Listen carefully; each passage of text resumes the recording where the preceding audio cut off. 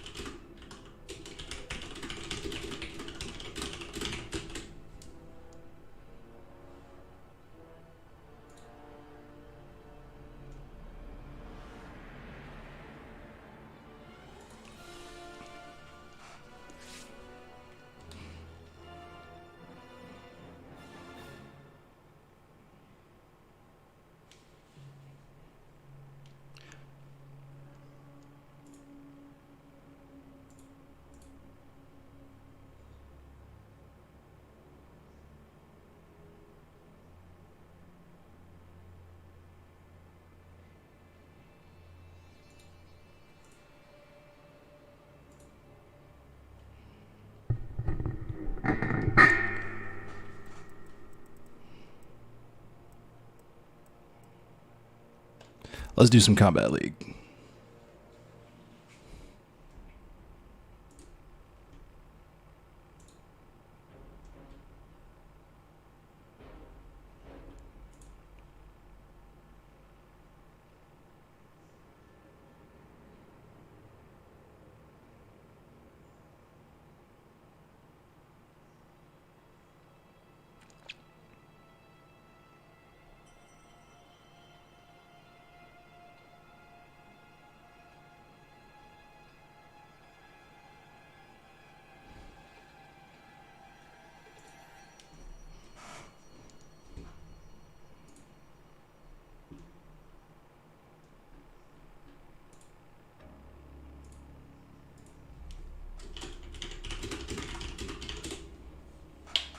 Hello, hello, hello.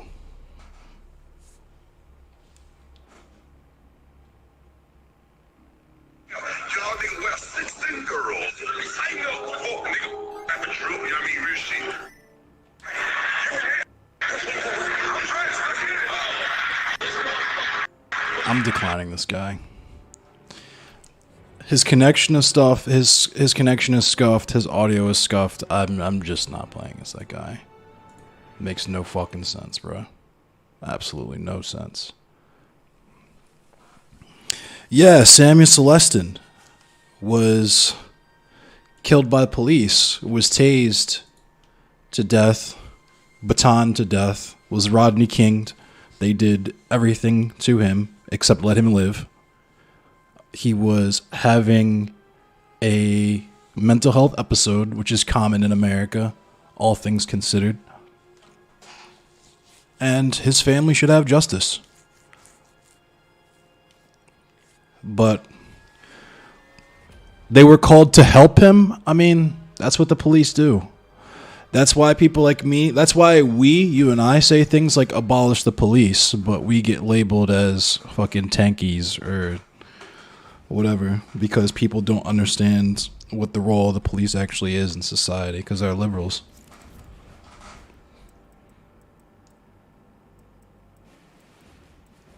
Collector. What up, Kevin VA? Oh my god, I fucking hate Collector. Jax. Retro Kid.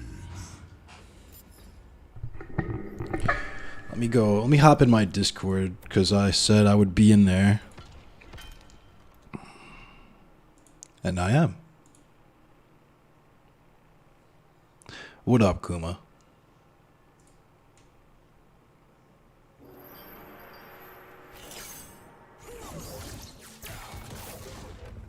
I will have your arms, Jax. Sorry, they're not. Having a little back and forth with Danabo on Twitter right now. Intend to pay. Round one. Fight. Bunk. You're getting shared.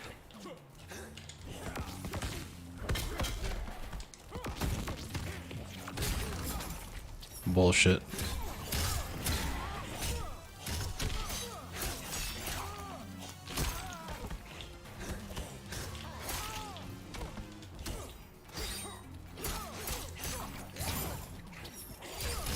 It's been a while since I played this.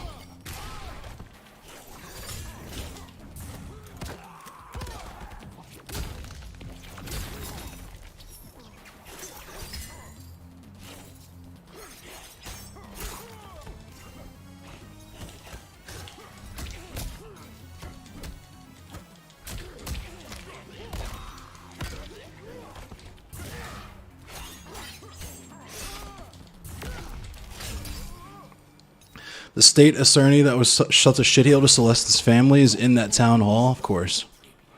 Round 2. Fight.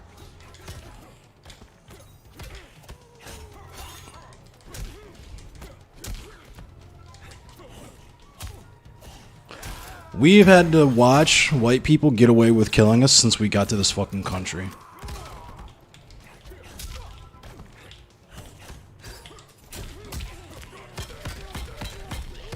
Shut up and color.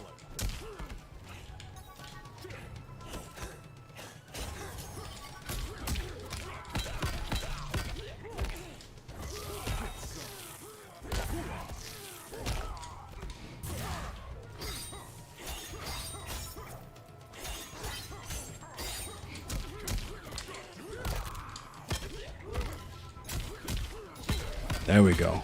Now I'm starting to get my sea legs back. The grid was such a wild game. I miss Midway so much. Fight.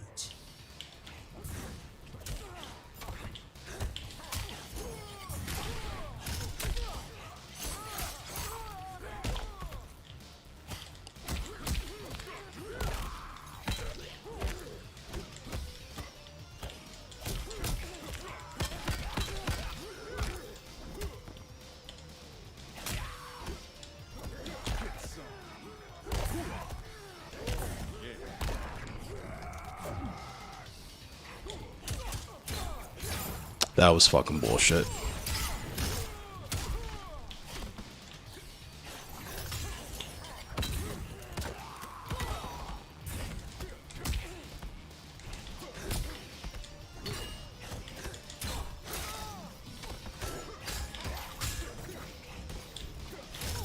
Fuck. That sucks. I fucking hit the wrong input. I was gonna dash grab him.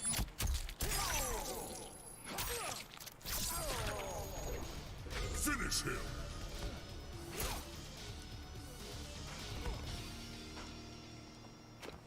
Collector wins.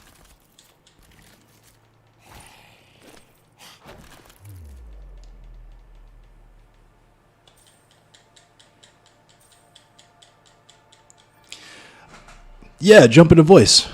Yeah. I'm in chatter room right now. Please talk about this. What's up, Freckle? That was the town hall that Heston and I were at a while back. Now. And I will have your that was the arms, Jax. state attorney that Sorry, they're not for sale. basically. Oh, I do not So, intend to pay. Let me try and quick my thoughts. Fight. So, of course, the police report came out initially in 2019, and then 2 years later, after it leaves the media, they released the body cam footage, which completely contradicts everything that they were saying. Police report. That's pretty obvious. Like that's common. With the state attorney that got elected on a platform of like, being trying to be equitable, be progressive, and bring accountability and stuff.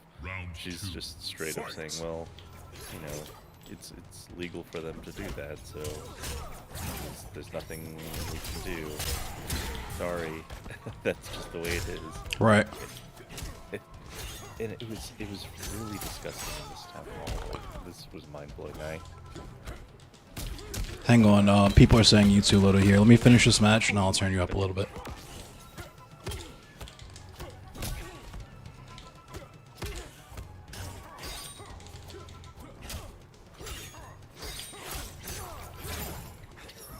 Oh, never mind. That's just him with the volume down. Never mind. Okay. Sorry. No problem. So, yeah, the wildest thing in the town hall was, like, she was ostensibly there to answer questions and be transparent, but that was just a lot for Cameron. Like, the family, they were all there. They had prepared, like, a list of questions they wanted to ask. On a sheet of paper and everything. Yeah, of course she didn't accept that at all. She took comment cards, but those got filtered through some sort of PR person who actually rewrote several of the questions to make them, sound better, and completely omitted most of them. Right. But Yeah. I was so mad. Hang on, Jason. We're gonna get to the Sansaw shit in a minute. I want to talk about the real shit first, the shit that actually matters. But I appreciate you, Jason. So we might be working on like a recall campaign against this state attorney bitch. So Yeah. Collector. not that a different state attorney will do anything, but like it was just fucked up because she marched in the Black Lives Matter protests. And stuff. What? And this was the state's attorney? Yeah, she was there in 2020. Wow. Just to get the public support, get in office, and then do nothing. Naturally. Oh god, yeah.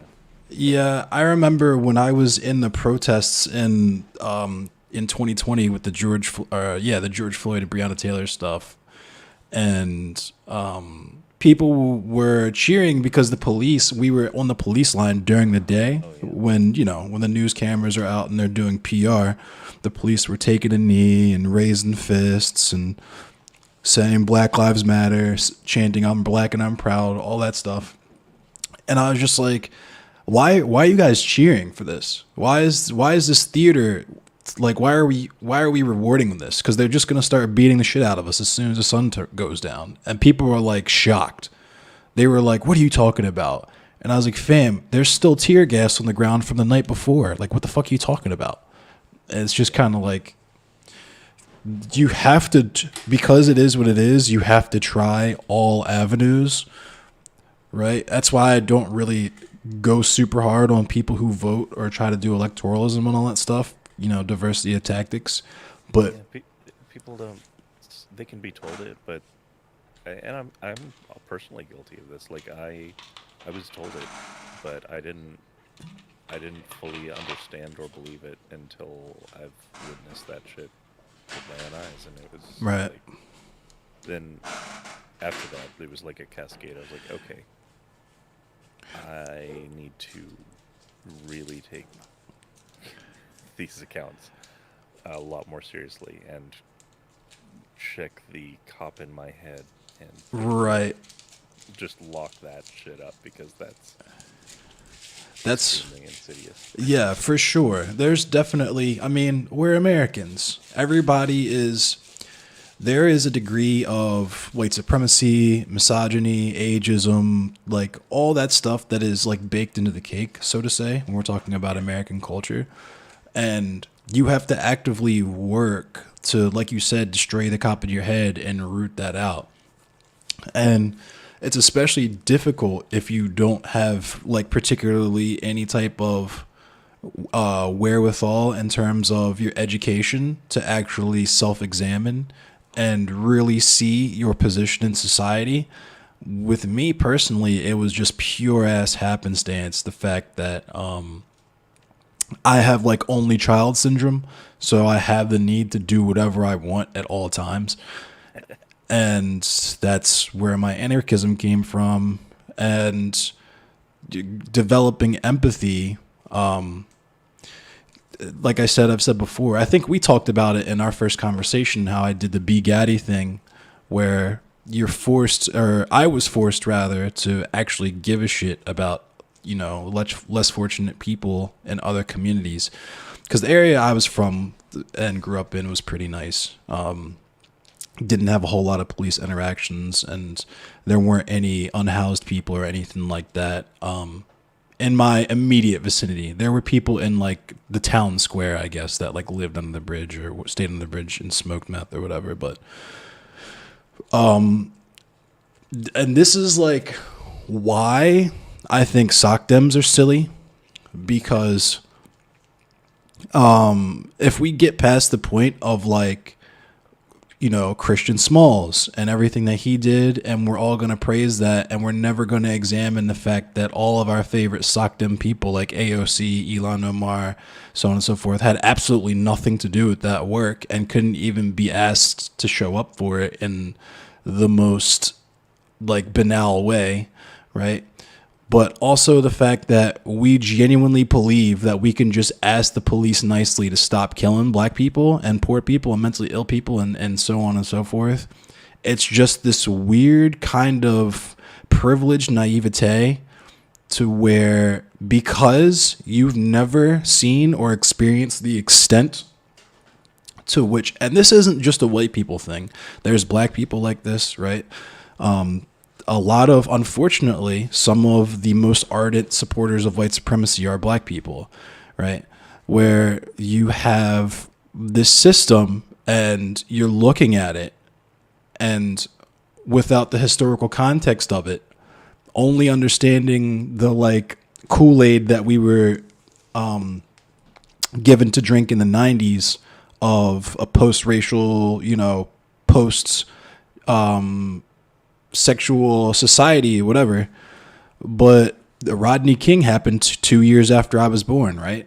So it's just a lot of the Zoomers and like younger millennials just haven't caught on yet that you can't fix this system. It was it's not like police brutality, poverty, those aren't accidents. Like that stuff is not people who are being looked or falling through the cracks within the system. The cracks are made in the system. Those gaps are intentionally made there, and people are swept into them.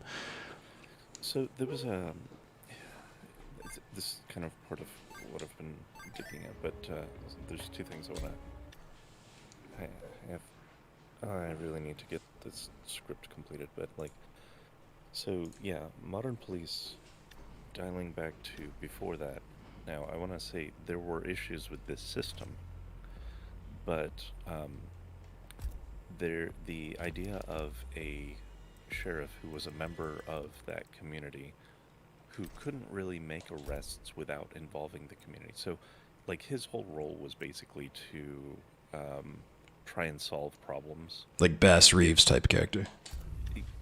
Yeah, and if an arrest had to be made, he had to actually go out and make the case and get the community on his side to actually go out to make the arrest.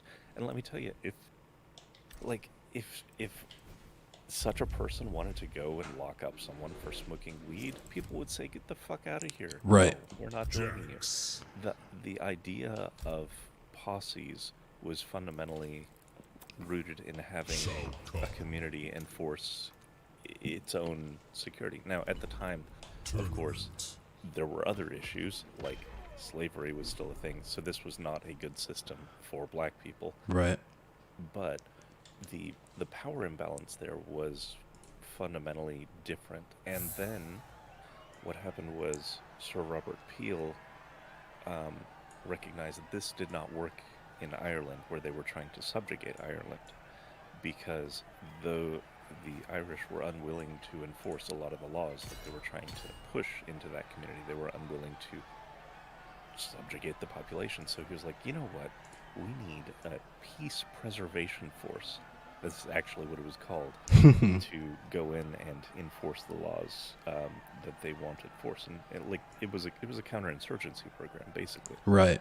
And then that, like slave patrols. Then that got exported to and reimagined as the London Metropolitan Police, because he realized this was such a great system because we didn't have to get the public's buy-in to make arrests and stuff. We just have an instrument of state violence, that we can just do this. Right. We can subjugate anyone we deem fit to, without the community deciding that that person needs arresting or not. Right. And that was the moment in 1820 or so that what we know of as modern police was born, got exported and got heavily ramped up. And like the entire system of it is to shift the power balance away from communities and to the state, and to shift focus away from solving problems in the community and towards enforcing, quote unquote, order. Which order, in like King's words, is just negative peace. It's the removal of tension through the threat of violence. Right. It doesn't actually solve any problems, though. Exactly. And I've seen kind of how that kind of stuff can, like, we've all seen it. If you're from a decent neighborhood, if you're from a decent area like I was, if someone's kid had, like, weed, even more hard drugs, because I'm from Baltimore, so, like, even if someone found dope in their kid's, like, dresser or whatever, their first move is not to haul them off to fucking jail. Like, it's just, it's a very stark double standard when we're talking about the types of things like you're talking about, where even when you have shit, I just lost my train of thought. I'm sorry. Go ahead. It'll come back to me.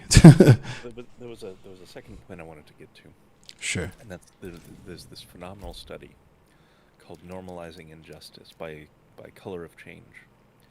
I can't recommend enough reading this, and it analyzes the role of media, and this goes back even to like even to just like written comic type media before video, Fight. and its role in normalizing the police and romanticizing this image of an officer where, like, really think about this. Propaganda. Yeah, it's propaganda, but there's a particular through line of this, which is laws are inconvenient hurdles for law enforcement to do their very important work of keeping us safe. Like, the way that it frames things is always that these cops, they are bending the rules or breaking the rules, or they have to shoot the bad guy because otherwise bad things will happen. It just makes me think of Lethal Weapon 2, at the end of Lethal Weapon 2, and the dude is like, I have diplomatic immunity, and the dude's just like, it's been revoked, and fucking shoots him. Yeah, and like they actually run the numbers on this, and they demonstrate that in vast majority of these, the cops break way more laws than the people they're trying to catch in the course of these dramas. And that's like it's fascinating, and what that does is it conditions people to always assume that cops, even if they are breaking rules, even if they are using excessive force, that is a necessary evil in order to keep society stable. Like that's, and you see that mindset everywhere in liberals and obviously in conservatives, but it's extremely common with the liberal mindset of just we have to have guns because they're the only thing keeping everything. That thin blue line. Yeah, that thin blue line, and it's really a fascinating study. It gets into a lot of details. It even goes into examining when there is like a foil that is the like corrupt cop, quote unquote. Even in those instances, like they usually have only done like a couple of things to set to set them as the bad guy. But the laws that they break really aren't any different than the laws the good, quote-unquote, cops are breaking in order to catch them and oust them. Like, it really does get into that in all of We don't need no stinking badges. Yeah, it really is all about, like, the report title, normalizing injustice. And yeah, you can say that the media doesn't directly impact people's behavior, but it does shape thought. And if it didn't, then, like, Edgar J. Hoover would not have financed the FBI TV program. Right. And you wouldn't have, that was the other thing. Cops are very, very frequently involved not only as bodyguards with directors and actors and stuff, but also as consultants for shows. But they also almost never get a consultant from, like, the carceral class to provide a counter perspective. So the only perspective that Hollywood pretty much exports is that of the police bias.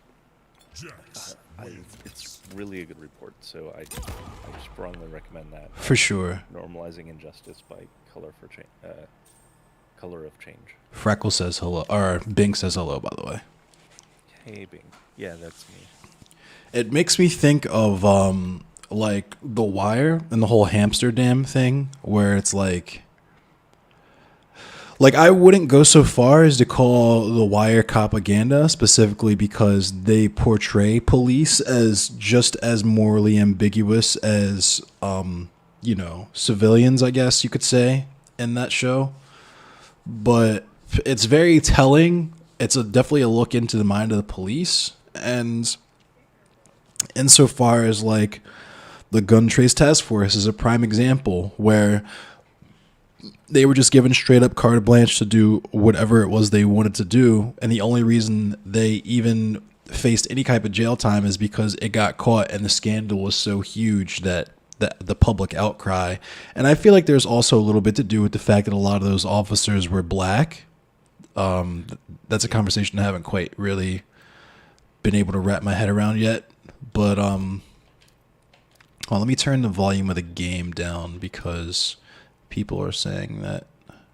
Yeah, folks are saying I'm quiet.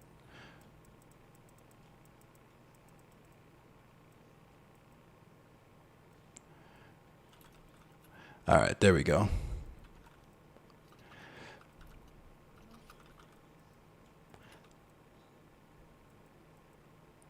What up, Fett? The gang's all here. But yeah, it's not even just the things that, like, surface level stuff that, if we had the adequate social programs that we fight for, there wouldn't be a need for police, because the prime motivator to crime is poverty when it comes to civilian life. But also just the fact that, like, with the Banditos and all those other LAPD sheriff gangs and, the Black Site in Chicago, the Gun Trace Task Force when we're talking about modern times, and then we can get into, the FBI paying Chicago PD to assassinate Fred Hampton, them paying Memphis PD to assassinate Martin Luther King Jr., them paying specific members of the Nation of Islam as well as New Jersey PD to assassinate Malcolm X.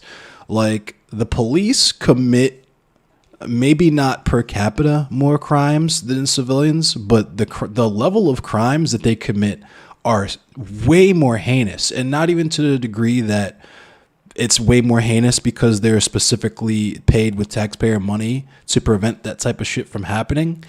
That notwithstanding, the police are doing shit like committing armed robbery, sexual assault, like all of the most heinous crimes that you could possibly think of, where if you are liberal, you would be okay with sending people to jail for life, right? The police do that casually. Yeah.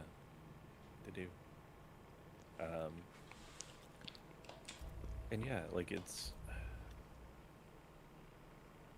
while accountability would certainly help, it's even that isn't enough. Like Right. the system itself, it can't be saved. It really can't. It was well because it was never designed to be an instrument to serve the community. It Exactly. was always designed to centralize state power and subjugate people. It's a counterinsurgency force, and it is very effective at that.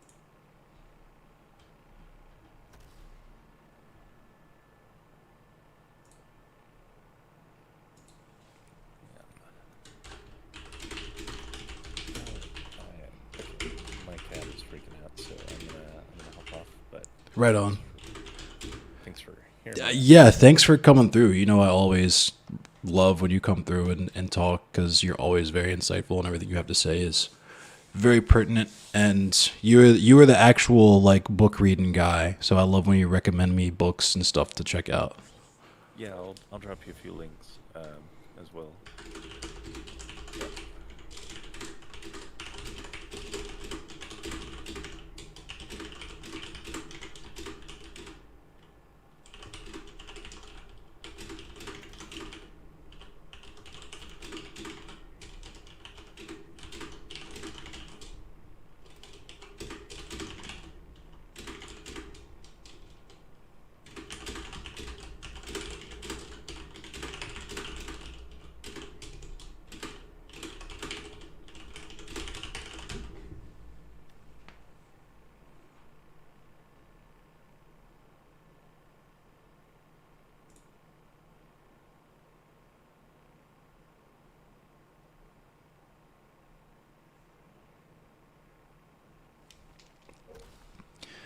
All right. Sorry, I was going at Danabo some more. I'm going to talk about that shit for a split second. Just a split second. Because I don't want to waste a whole lot of time talking about that because there's more like police stuff that I want to get into and so on and so forth. But I don't understand. I truly don't understand. Just a show of hands. If you're in chat right now and you can type in chat, let me know if you know who Danabo is and how you know who Danabo is. I'm just curious. I'm just trying to see something.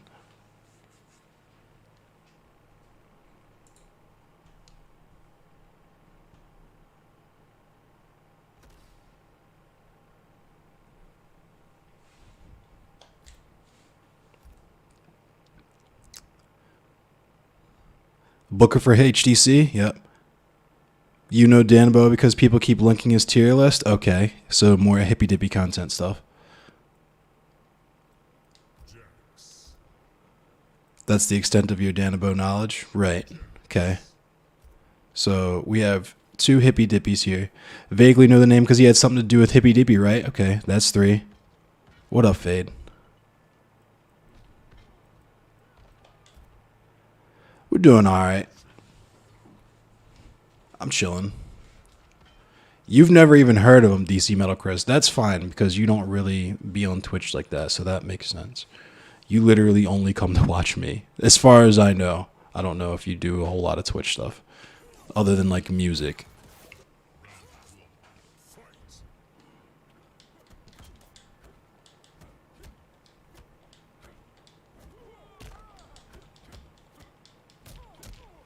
Oh, this guy's patient.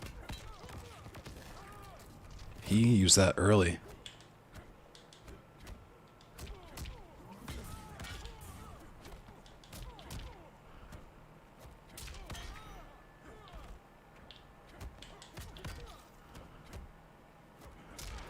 Thank you, Frackle. This Jax is good. Black Snigs. I really hope this dude is not white.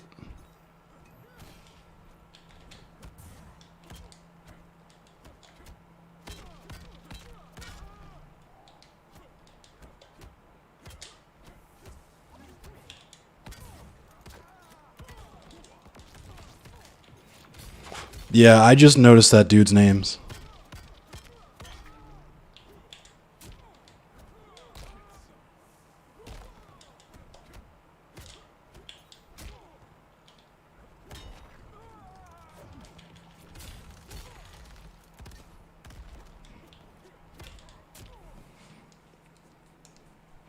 If I'm beating him, if I beat him, I'm teabagging the fuck out of him. Trust. I might even unmute my mic.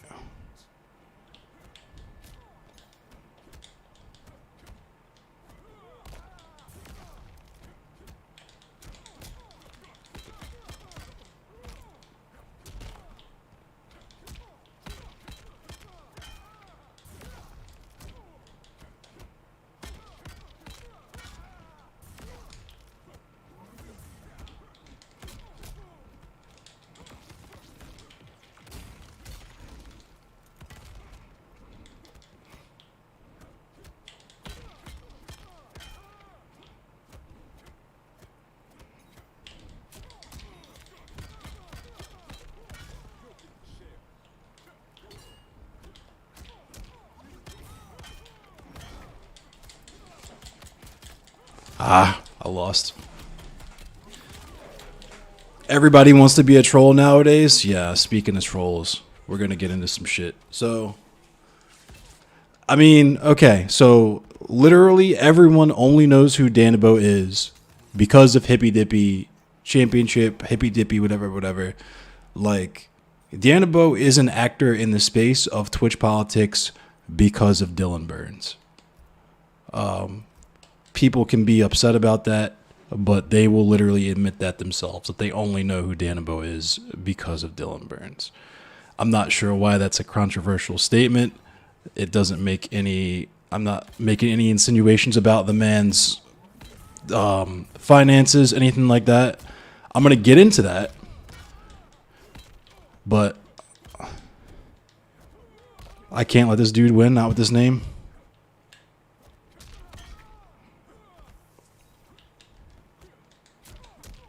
I'm going to just put him in the corner and make him guess wrong.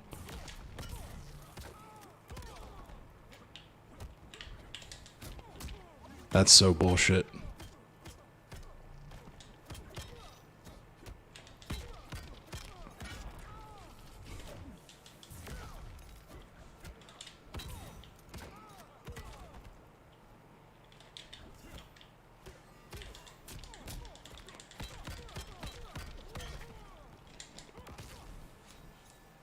What a round. What a fucking round. And here's the thing. Speaking of which, this dude's name is Blacksniggs. And we're going to pretend like there's no undercurrent of white supremacy casually in the country. Like, racism is not as bad as it was historically. And it's like, okay, according to whom? It's not better, it's just different.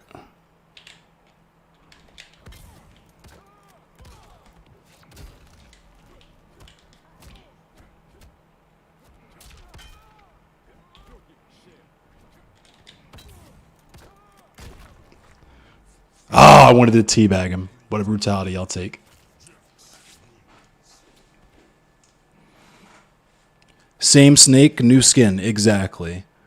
But if you're a liberal, which is just like, you know, how you actually say sock them, then you believe that, you know, you can just vote harder and make the country not white supremacist anymore.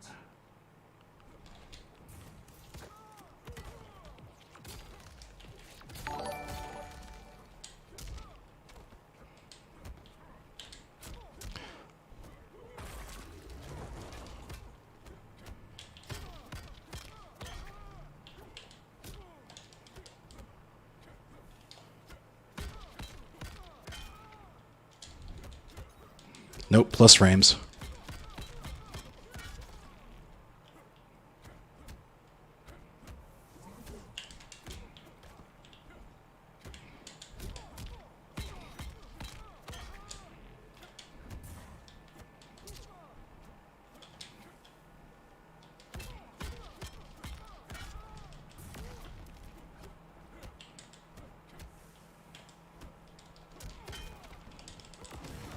Nope.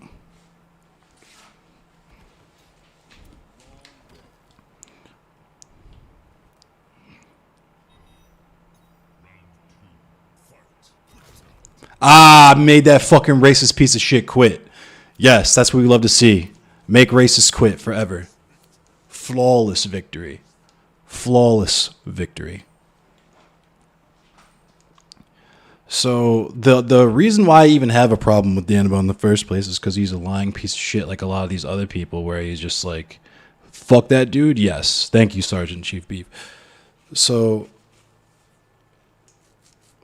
anyway, yeah, let's talk about the conversation I had with Sansol and Rhizome that Bink was also in on earlier today. It was as brainless as you think it was. I'm sure there's going to be people in here fucking hate watching. I've been seeing my viewers fluctuate since I went live, waiting to, just like on Friday, waiting to send him the shit that I'm going to say about him. The tier list includes and promotes Nazis, so yeah, I've never wanted anything to do with Danabo. I confronted him directly about this. I added him on Twitter about it, and his move was to move Politically Provoked from B tier to F tier. Like, that's how you deal with that situation, right? Because here's the thing, and I keep fucking saying this, and people keep pretending like they don't understand what I mean when I say this. And I went back and forth with that dude Hoodie Volp about this Thursday night, and this is why I didn't go live with him, is because I knew that sneaky little piece of shit was just trying to get some clout to farm some drama out of me or whatever. Which is that wherever you create a space where Nazis feel comfortable, that's where they will end up. If you don't make them feel as uncomfortable as possible in every imaginable way, then they will continue to congregate wherever you let them, right? And that's not to say lose all of your scruples, right? There's a lot of things that I would want to call a Brit from Politically Provoked, but a bitch is not one of them.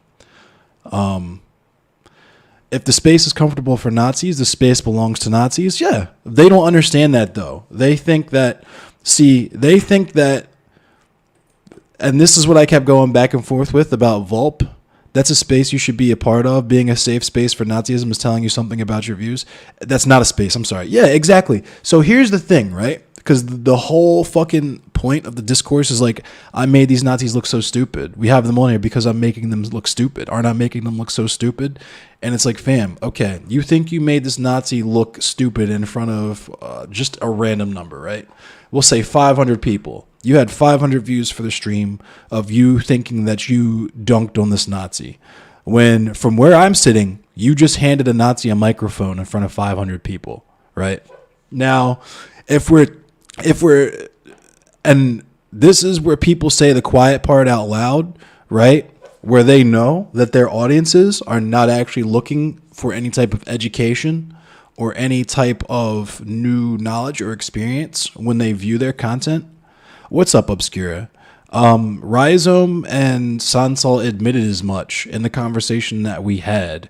They're literally just entertainers. And I said in that conversation, what's the difference between you and a fucking Fox News or MSNBC pundit, aside from the fact that you all are self-made and doing it for considerably less people and no pay?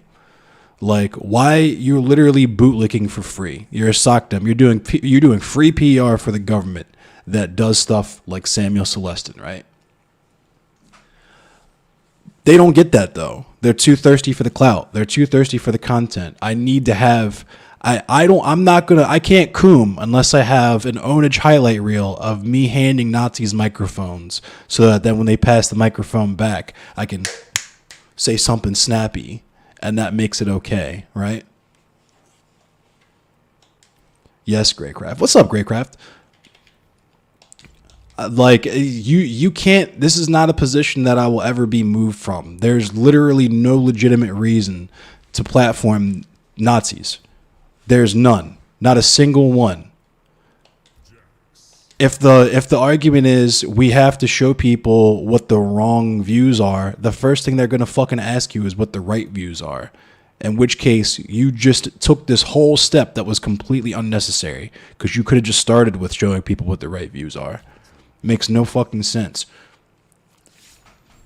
So you have Sansol taking credit for bringing Politically Provoked into the space You have Big Papa Fascist crediting Sansol with, and here's the other thing: these people are so fucking stupid and unself-aware. They'll actually tell these people point blank, "Hey, thanks for giving me a microphone. Nobody would have gave a fuck who I was or what I was about unless you talked to me."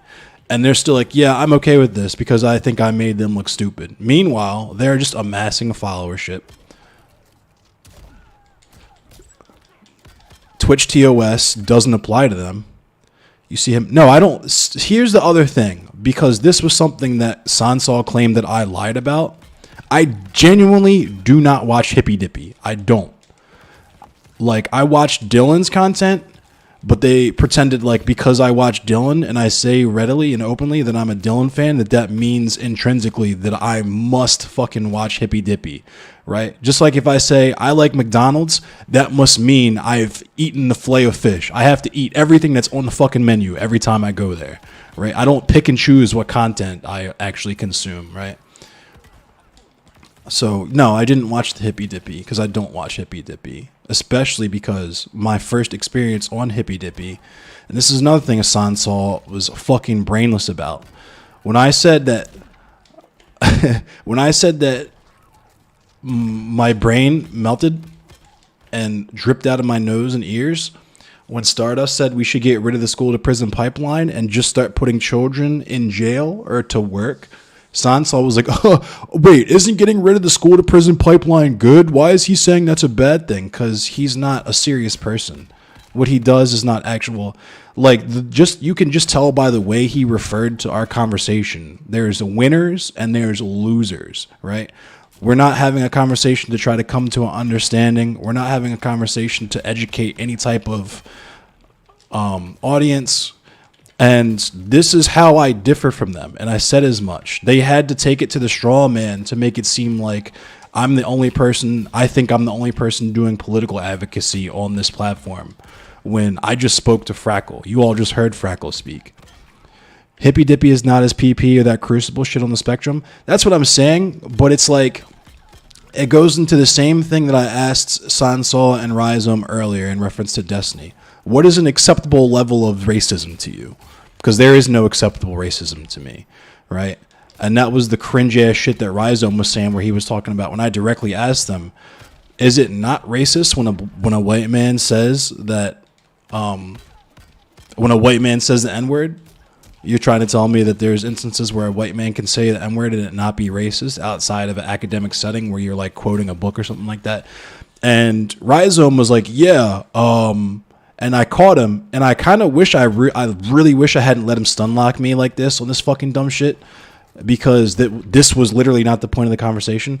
But he was like, yeah, if you have a white person that's like from a bad neighborhood, growing up in society around other black people saying the N-word, then yeah, they can totally say it and not be racist. When first of all, I'm from Baltimore fucking County, my dude. I'm familiar with Mall Park. There was a trailer park around the fucking corner from my house, right? There's Mall Park. I lived in Remington when I first moved to Baltimore City, right? I've seen the mix of white kids around black kids. The city is 60% black. And then he had the fucking nerve to act like I think that all white people are in the burbs. I'm literally a fucking communist. I know that there's poor white people. The dude that I live with is from fucking Hagerstown, right? White people know that the N-word is racist, period. They know. And even if that weren't the case, you're going to try to sit here and tell me that Destiny grew up in the hood and that's why he says the N-word, because he grew up around other black people who let him say it? No one remembers the Trihex shit? I'm the only person who remembers the Trihex shit? It's bad faith. That's why I didn't even want to talk to him in the first place. But I felt like I had to hop in there with Bink. And I'm glad I did that shit too, low-key, because this man literally called Bink a stupid bitch in front of everyone and then tried to play it off. Like, I call everyone a stupid bitch. Yeah, okay. All right, bud. I don't call people stupid bitches. I actually call myself a feminist, so I would never in a fucking million years call anyone a stupid bitch, let alone an actual woman that I'm in the course of a conversation with. But y'all let white men do this toxic shit on here all the time, because that's literally what Twitch is, right? We have to pretend like all this shit has no context whatsoever, right? The word subhuman is just a word, right? It's empty. It's we literally know that it came from eugenics. The word subhuman is a product of eugenics. It was used historically to describe black people in America, to describe the Untermenschen in Germany and Nazi Germany, right? But because our favorite streamer, who is literally already banned for being a piece of shit, says it, it's okay for me to say it. And I never have to examine myself or change any of my language, because that's literally what the whole game is. That's what Destiny's game is, or was. That's what Vosh's game is, right? Is I can say and do whatever the fuck I want, because it's all in service of the advocacy that I pretend that I do, right? And if Sansol does fundraiser streams, he does mutual aid streams, good. I salute him for that, right? Genuinely. Kudos, hats off to Sansol. If you do mutual aid streams, you do the fundraiser streams, you do all that shit, cool. But you can't fucking sit here and tell me that your advocacy is for me in good faith while you call people subhuman and low IQ. You can't tell me that you've put the work in to truly understand the black experience and institutional racism in America if you still literally refer to people as low IQ or subhuman. They're emboldened by their shitty ass toxic fucking communities. Yeah, Rhizome said in the conversation that what's his name, Sansol has conservatives in his community. Now, I don't have conservatives in my community here, but I actually, and I was engaging in a little bit of hyperbole in one of my clips. I do have conservative friends, but the conservative friends that I'm friends with are on a completely different time. My conservative friends are anarchists. My conservative friends are like the conservatives who did Blair Mountain, right?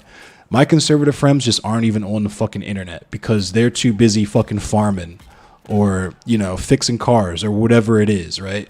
They're on Facebook because literally every fucking one is on Facebook.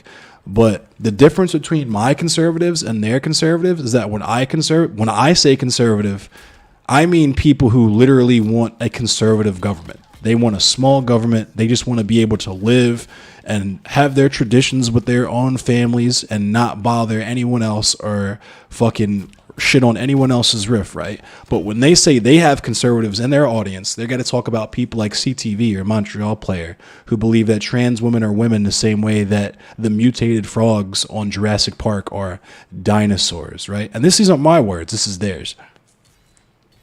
Now, I was wrong about the African savages shit from Sansol, and I'll admit I was wrong with that. I jumped the gun on that. Someone showed me that as a meme or whatever, and then never pulled me aside to say, hey, he was quoting someone when he said this, or he was trying to imitate what a white nationalist would say or whatever. And that's all well and good. But you have to understand the perspective that I'm coming from when I come through and I see that shit is literally when I'm having a conversation with two separate other entities and you involve yourself in the conversation. And I say, okay, since you want to get involved in the conversation, how do you feel about Amir Locke? And your response to that is to say, I fucked your mother. Right?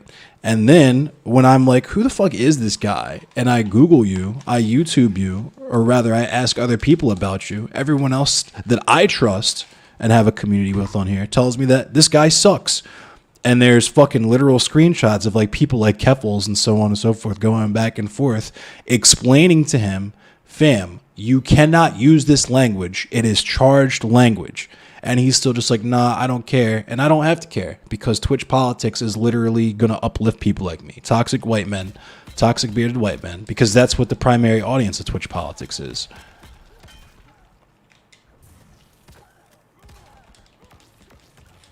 And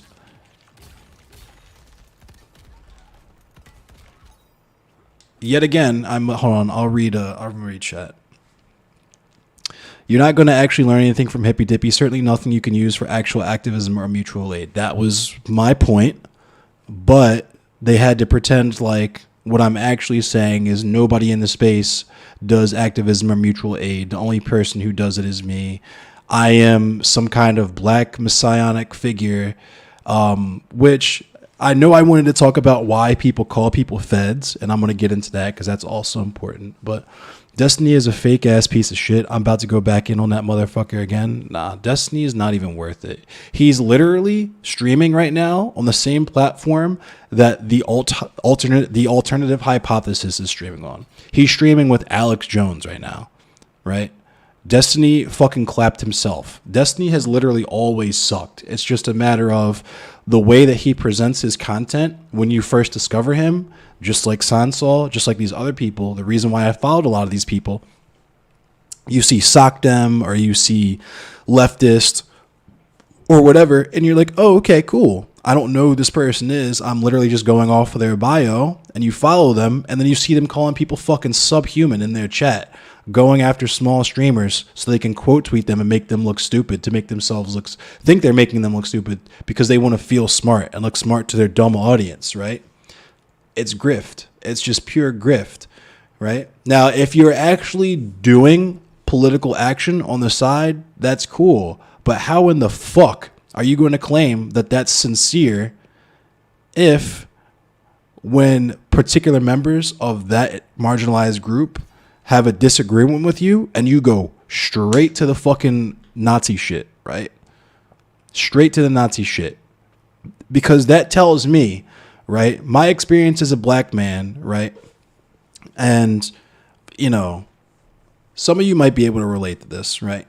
This is the fact that just because dog is man's best friend doesn't mean man doesn't see himself as a superior animal, right?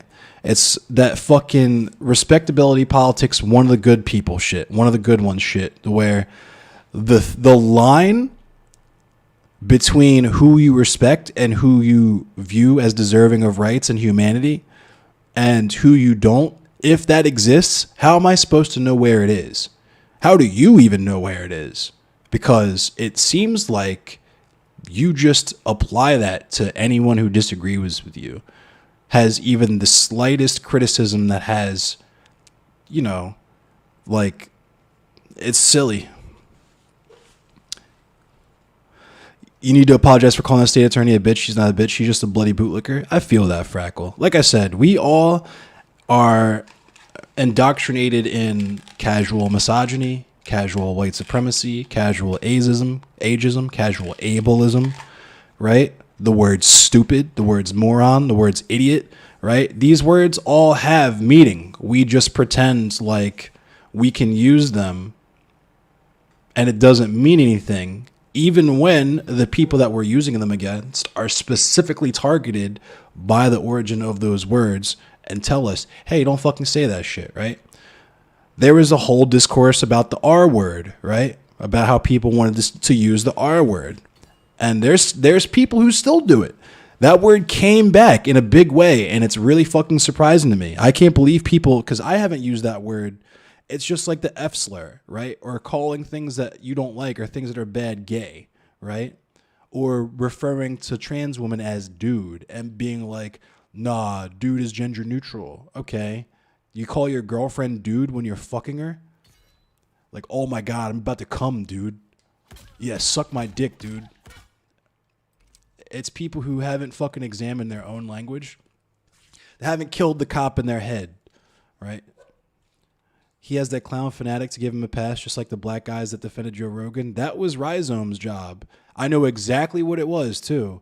Fucking Sansol saw I was in the call, got shook, and was like, hey, let me get a black friend in here. Let me get Rhizome to come in here and fucking token out real quick. Let me get Rhizome in here to fucking be my token black friend who will defend my points. And he performed beautifully, right? Called me a LARPer before he knew who I was or what I did, with no fucking absolutely no wherewithal, right? Like, I don't live or act on the shit that I say that I do every day. Meanwhile, the person that he's defending is literally only saying shit that they're comfortable saying from behind a computer screen, talking about how he fucks people's moms, talking about how people rape children. I promise you, $1 million if he saw me in real life. And this is a territory where it's like tough guy shit, whatever. But I don't care, because this person's literally talking about how he fucked people's moms like we're in middle school. he would not say that shit to me to my face. Just like Destiny would not say the N-word to me to my face, right? We know this, but it's toxic and it garners views from other toxic white men. And we know that white men are the largest consumer of Twitch and Twitch politics, so why not appeal to them? Why not cater to the worst possible fucking impulses of the people that we're doing content for, and then pretend like we're doing advocacy because sometimes we say trans rights and sometimes, we parrot our favorite leftist fucking sock dems and liberals and do fundraiser streams sometimes. Let me ask you all this. Just an honest question, right?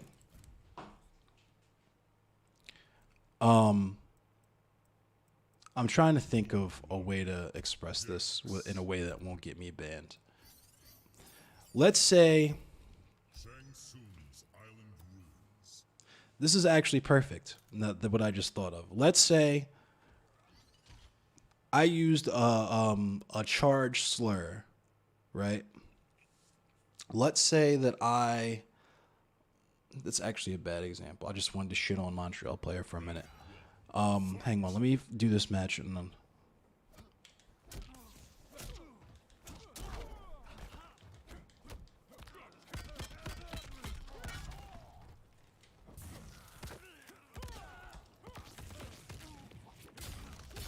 Like, Sansol would not call his mother a stupid bitch.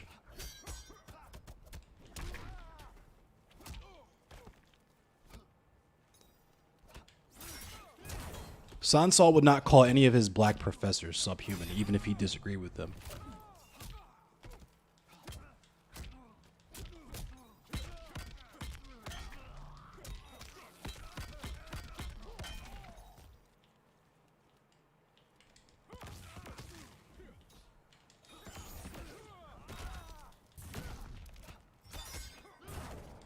Nope, no sir.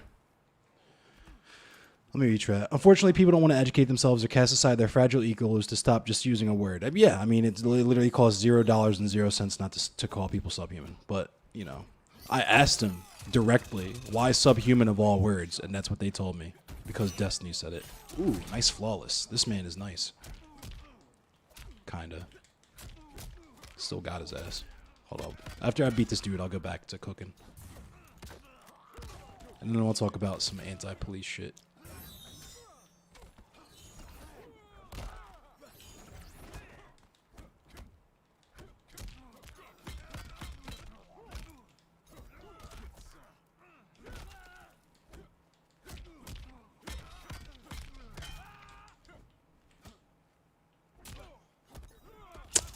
I should have known. Fucking down for grab.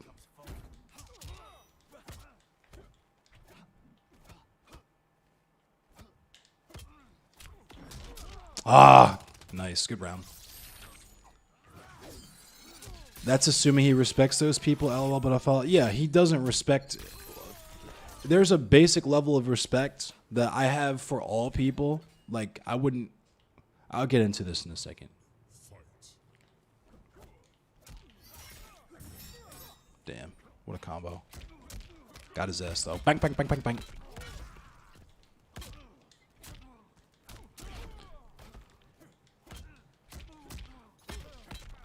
KB.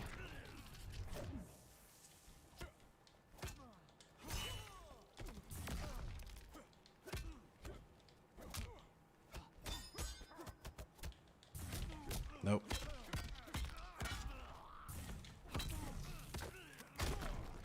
All right. Yes, the anti-police shit, yes. It's all good, Frackle. I had to be checked on it the same way by the women in my life. Like, yo, why are you so loose with that word bitch? And I realized I would never call my fucking mother a bitch. So why do I refer to other people as bitch, regardless? If I'm not comfortable calling my mother that shit, right? Because I've called my mom stupid and shit before. I've called my mom dumb. Going back and forth, but even that's corny.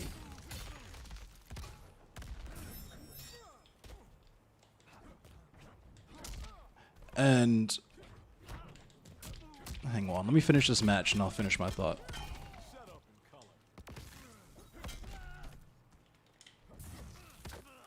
My man blocked at the last second.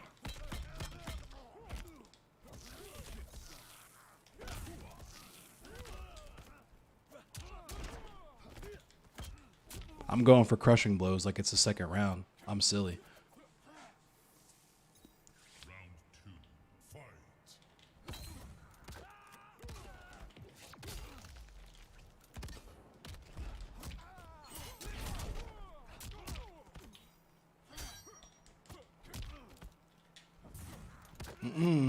Block.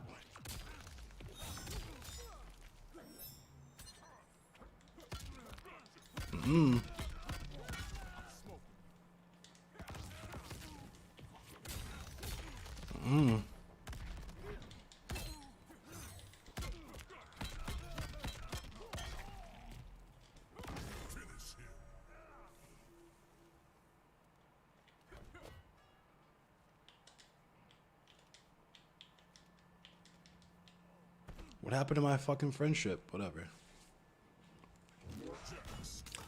Is that one W? That's a W. Yep. Big fucking W's. Let's go. 2-0 his ass. Let's go. Kung Lao. That matchup is shitty too. That's like a fucking like 7-3 matchup. Nah, no friendlies for you. So anyway, what was that? Oh, with the whole usage, like the whole language thing, right? Someone like me who is like, and it's crazy because I don't even put forth the whole positivity shit like this guy does, right? That's what's so funny about this shit. What's up, Vulcan? Unfortunately, people don't want to educate you, so I already read that. I'm gonna come, dude. It's like that. That was definitely the optics you got from it. That's assuming he respects those people. He probably would call his mom a stupid bitch. He seems like he'd be one of those bratty kids. Yeah, I forgot. He's a white kid. He would fucking shoot up his school because mom didn't give him the tendies. I forgot. He gives that energy very strongly. You could tell just from the way he fucking screams into the mic. But anyway. The point I'm trying to form is if I went around calling women bitches, right? And I was like, I don't call women as a whole bitch. I just call individual women that I don't agree with bitches, right? Anyway, here's my fundraiser for Rain. You would think I was a fucking clown, wouldn't you? You would think I was a real fucking dumbass at the very least, if not somebody who's just like a really disingenuous, bad fucking faith actor in a space, right? So, with that in mind,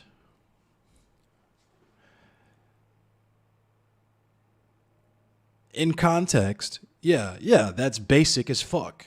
When you're calling people something as charged as the phrase subhuman and pretending like you don't know where that phrase comes from, right? Jewish people are fucking offended by that shit. Black people are fucking offended by that shit, right?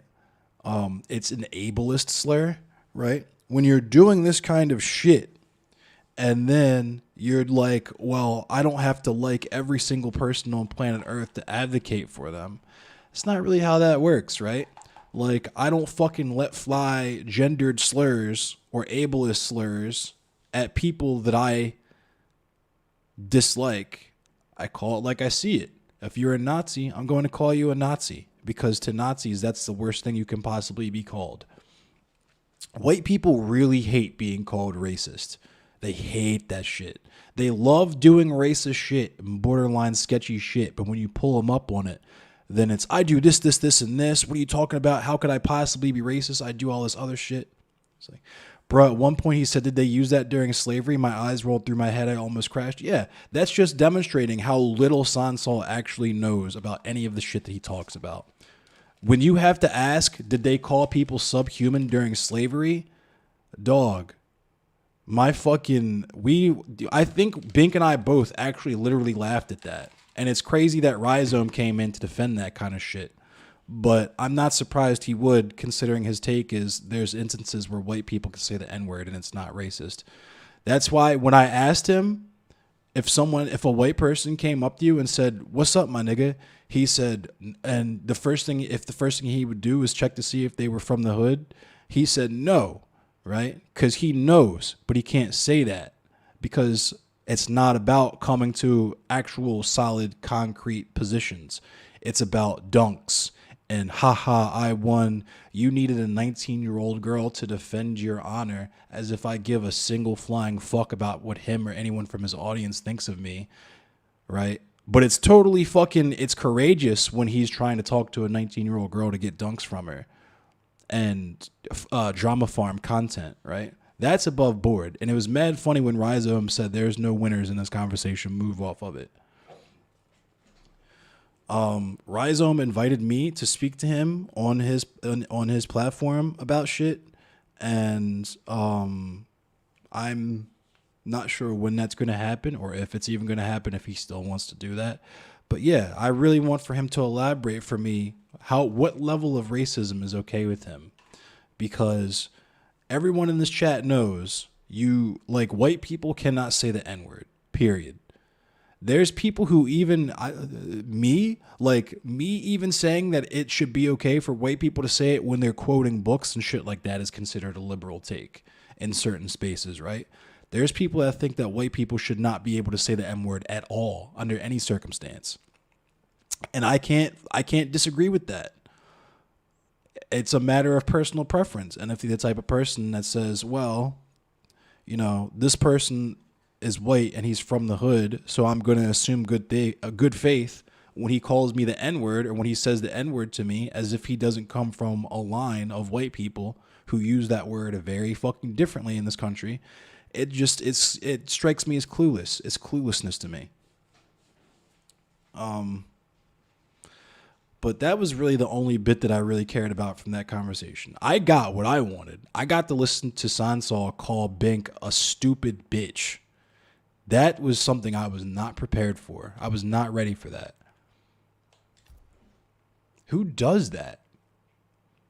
But it's cool though, because he doesn't think all women are bitches, just the women he disagrees with. So if you're a woman, just don't disagree with him and you won't be a bitch to him. It's that simple. He was really farming content hard. That's what I'm saying, dude. And they tried to act like it was weird that I required donos to causes that I support. You're literally trying to profit off of drama, dude. You're literally doing that. You admitted in our conversation that you're trying to make it so that you stream for a living. And the substance of your content is calling black women stupid bitches because they disagree with you. Do we not understand how that's fucking ridiculous?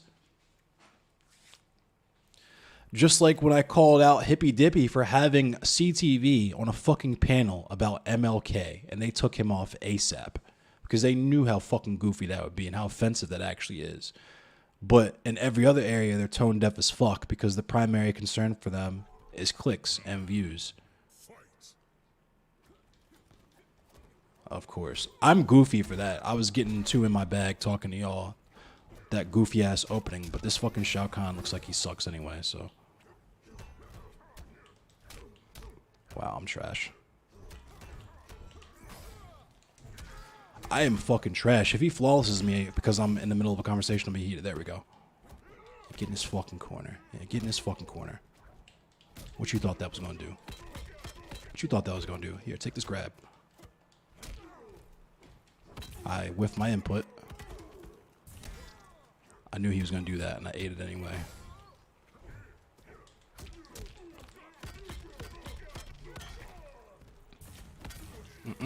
Nope.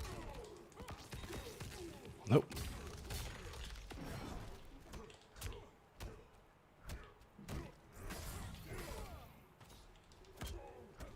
Take this grab.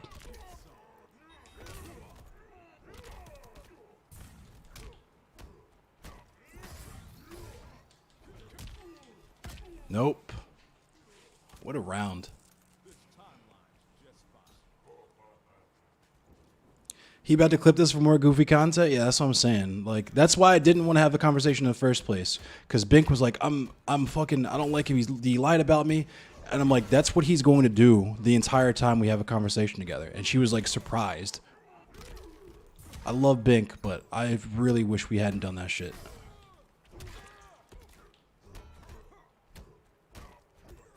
I knew that was coming. Bruh. Why are my inputs not working? You guys hear me clicking my 1, right? What the fuck was that?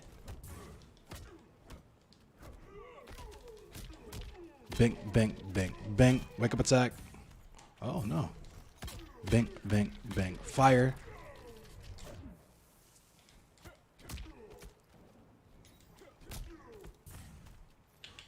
Ah! Good round.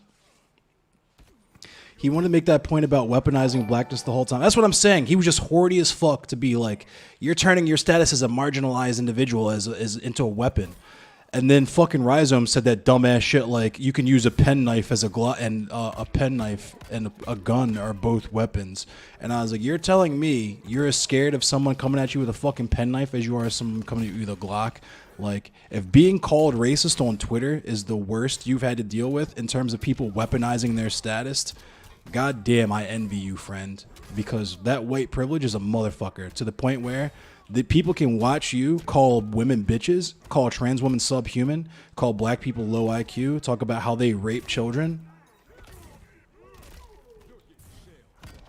Here we go. Let's get it. Let's go. Oh, I can't believe I lost that after I fucking nailed that mean-ass corner combo. Y'all saw that, right? Y'all saw the corner combi. Yeah, I don't want to discourage Bink's optimism. I love the energy. I just was trying to tell her that there are certain people in this world who are not going to listen to you, no matter what you say, no matter what you do. And I want to talk about the weaponizing of marginalized status or weaponizing blackness really quick. Because it gets into something I clipped Hassan saying. What's up, Hyro? Obrigado.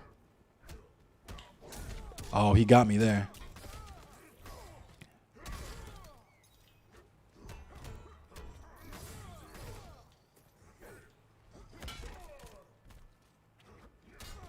It gets into the fact that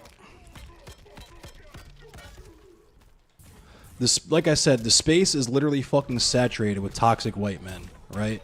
But we can't talk. We can talk about the toxic part. We can't talk about the white part because that's a complete coincidence, right? It's a complete coincidence in a country founded in white supremacy. Ooh, this spacing.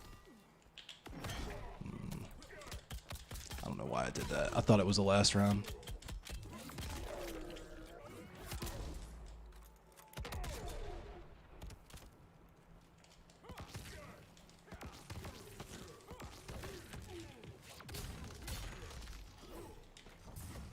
Nope. I saved the round, though. Play with Scorpion? I can't, Gyro. I suck with Scorpion. I only play with Jax and Scarlet.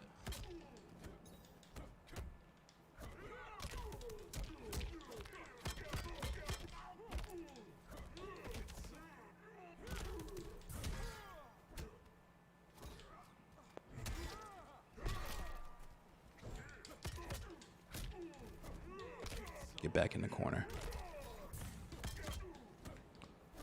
Get back in the corner, bro.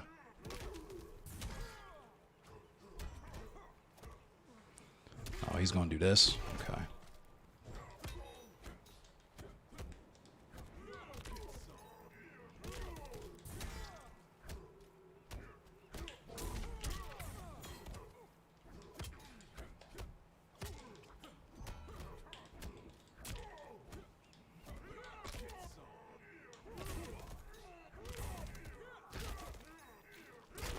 That's how we do that.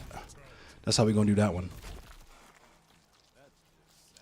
Yeah, people like Sansol, people like Rhizome are not trying to learn anything. That's why Rhizome came in the call and called me a fucking LARPer before he knew anything about anything that I did. Literally, the whole reason I got into Twitch politics is because I was streaming protests and I saw that was the tag that woke, twitch.tv/woke was under. I had no fucking, like I said, I followed Destiny and Hassan. I had no clue that Twitch politics was chock full of people who were fucking great value Tucker Carlsons, right? Chock full of people who were just like slightly seasoned Rachel Maddow, right?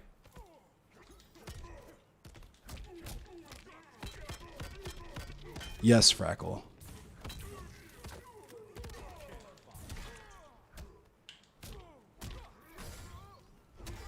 Oh my god, I can't believe that hit me.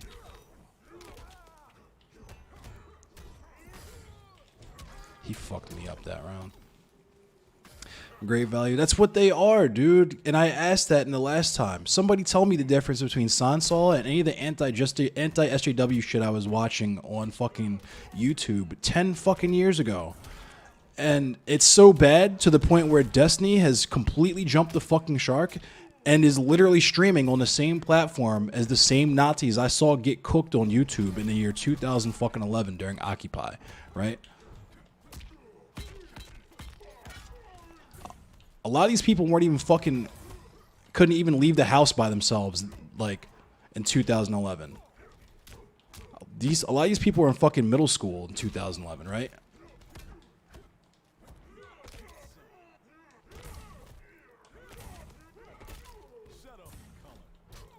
I botched that.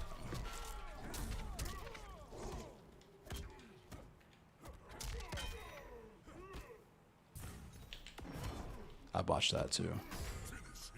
Anyway. Yeah, this dude plays a smart shell. You can hop in if you want. But yeah,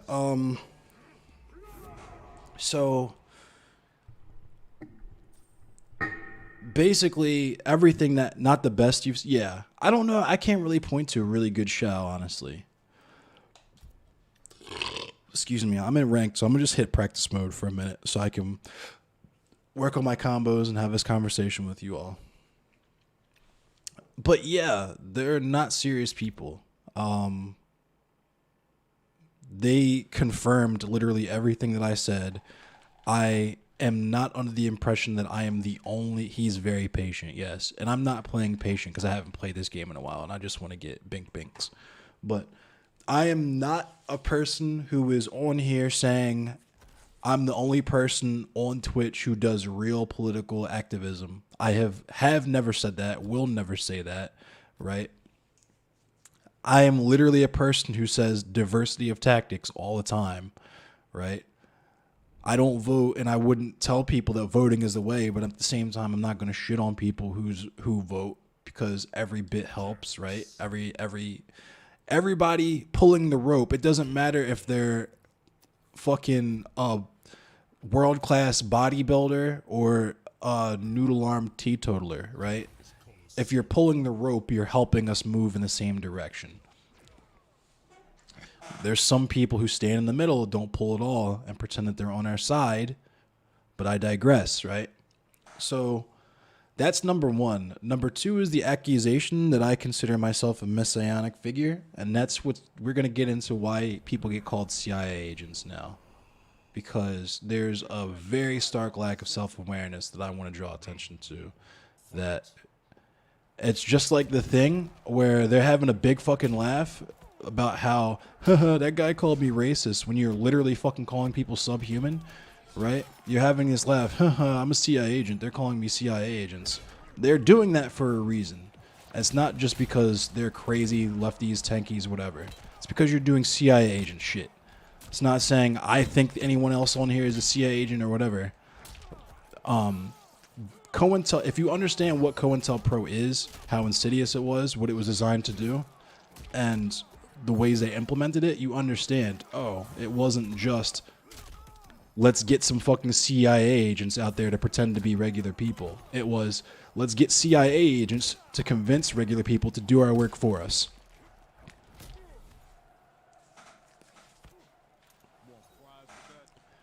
Hang on, I'm going to complete this thought after this match.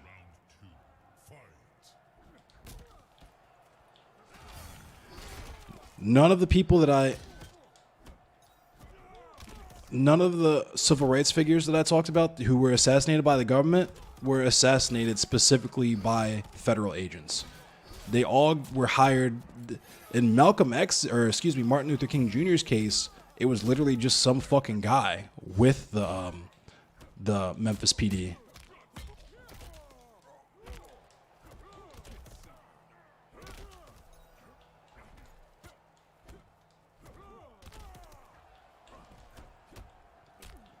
I knew I should have did the move. I can't believe that actually hit him in the air like that.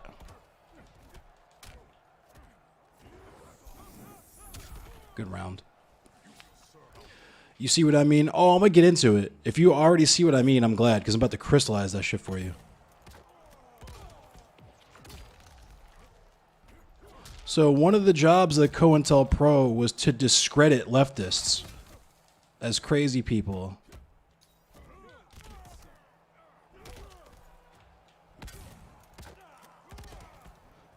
To discredit black liberation figures as too extreme or silly or outside of the purview of American politics or society. That was literally what they do, or what they did. You can read the letter from, what's his name, J. Edgar Hoover to the San Francisco PD, and that's literally what he said he was trying to do, is convince people that it's better to be basketball players and, you know, movie stars and singers and streamers. Not streamers, because this was, you know, the 60s and 70s, but you get what I'm saying. It's much better for people to engage in things that will enrich themselves and do charity for their communities than to actually engage in building dual power with their communities.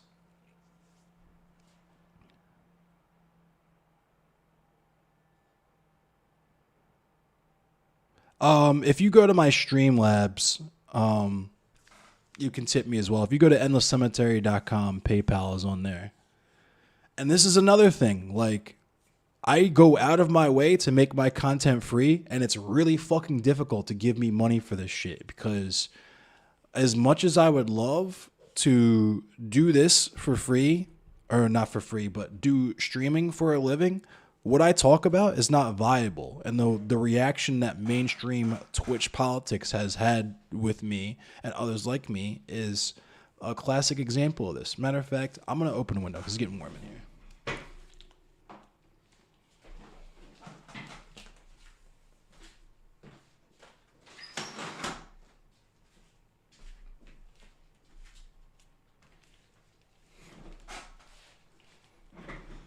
So, as an example, right, something completely innocuous, right, Sansol said, we advocate poorly for our positions, right?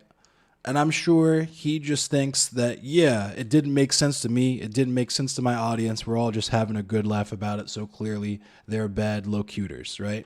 They don't advocate for their positions well, clearly. When really, you admitted in the course of the conversation that we just had that you don't even fully understand white supremacy in America. You're acting like, oh, did they call people subhuman during slavery time? That's low key where that word came from, friend. Low key. It was eugenics, right? We know this. I mean, I say we as in the people in here and, you know, paradigm, because we would have to know this either because we're black or leftist or black leftists, right? But barring that, even with that knowledge, he's not going to stop calling people subhuman. He's absolutely not going to stop calling people subhuman. But that aside,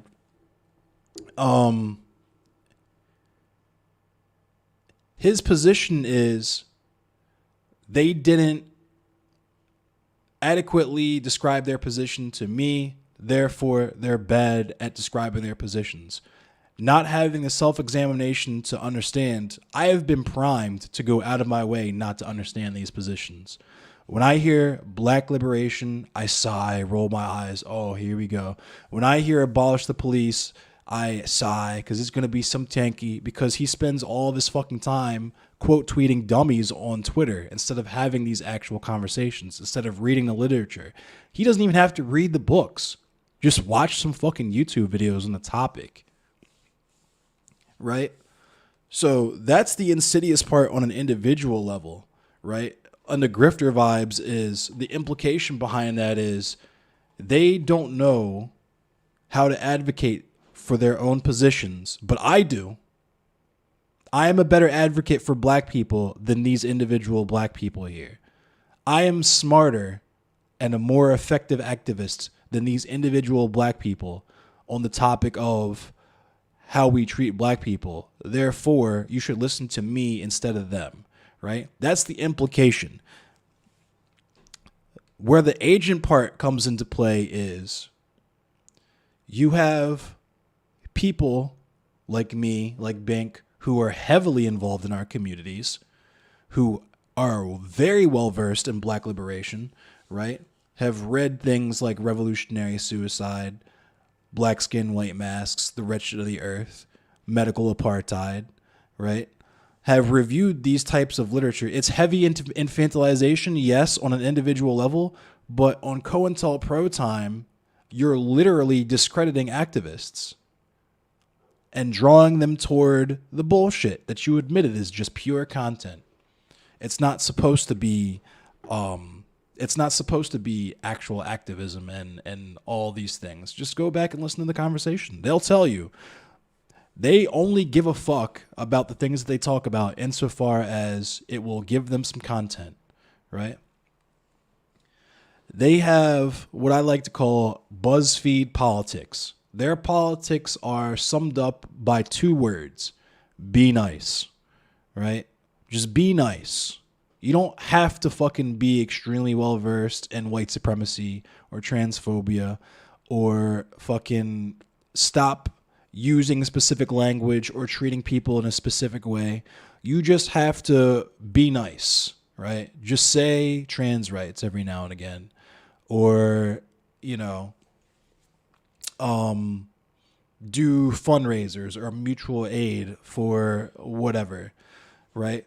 And this goes into when Bink was asking what Sansol did, right? And they tried to make it seem like she was purity testing them on not having a set number of like charity or stuff that they've done, when really the question was simple to me is, if you've done so on and so forth, if you've done 5 streams for jail solidarity, right, fundraisers, if you've done 5 streams for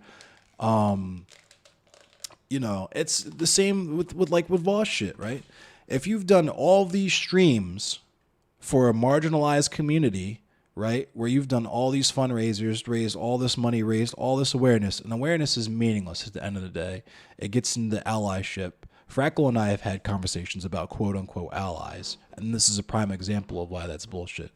You're telling me you've done all this advocacy, and in the midst of that, nobody stopped you to say, hey, don't say this. It makes you look bad, right? Especially when the whole conversation we're having is about optics, right? I am a LARPer.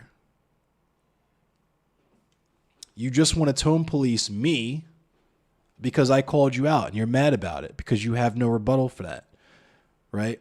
When I say, why are you using racially charged, ableist charged, you know, misogynistically charged language, your only response to that is, no, I use that I use that with everyone. It's not because I hate those people as a whole. I just hate the individual I'm using it against. Right? And that's why I said Sansol probably uses the N-word. Because it's the same fucking... I've heard that same shit. I'm from Baltimore. Where there's a difference between black people and niggers, right? We've heard that. We've heard this before. It's nothing new. Right? There's a difference between women that I respect and women that I'm in heated arguments with. Then they become stupid bitches. Right? There's a difference between trans women that I respect and trans women that I'm in heated arguments with. They become subhuman. There's a difference between black people that I respect and black people that I'm in an argument with suddenly become low IQ.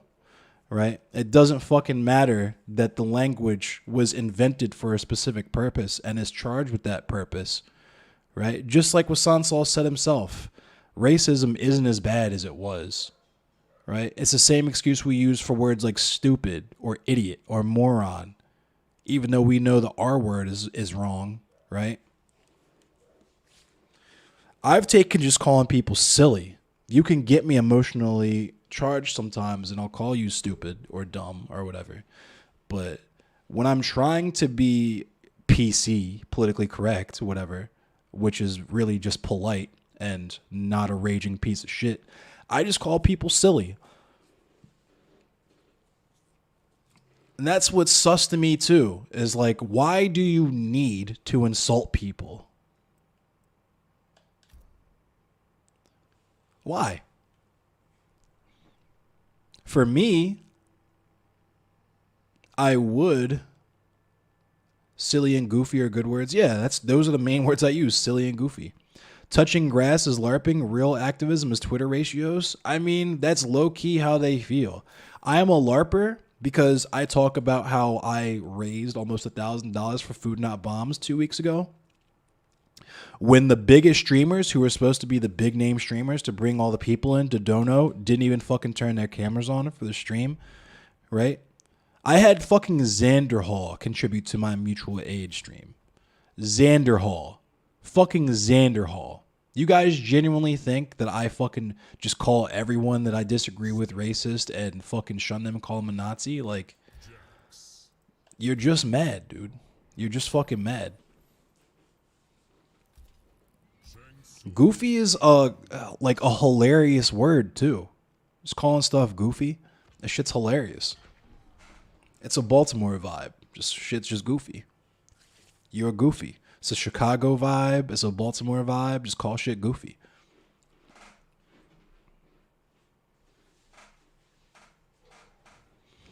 They called me a LARPer for actually going outside. No, it wasn't even for that.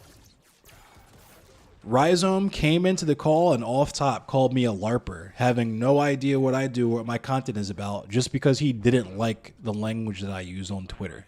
Had never watched a single second or minute of my Facebook, YouTube, or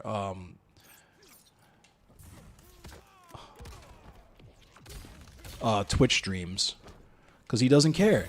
They don't care about this shit.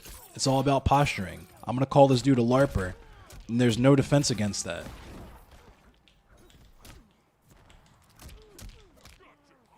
Oh my god. Drop my combo. Nope, jumped right into that shit.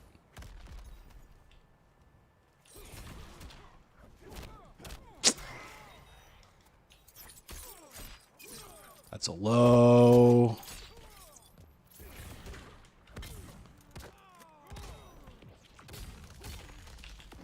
Ooh, good round. He's mad as shit. The only defense is ignoring him. You're absolutely correct, Sis Admin. You're absolutely correct. That's why I didn't want to do that shit. But I'm going to talk about it now just because I feel like talking about it.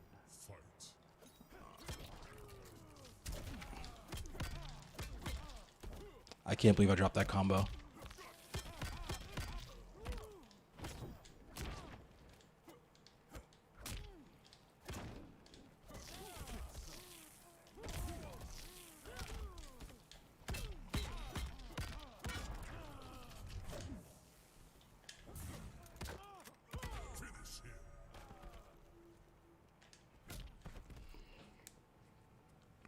You're absolutely correct, Sis Admin. But yeah, so let me go back into the agent shit because it's important. So you're literally doing the work because you've admitted you don't know what my content is, what I actually talk about. You've just seen some tweets.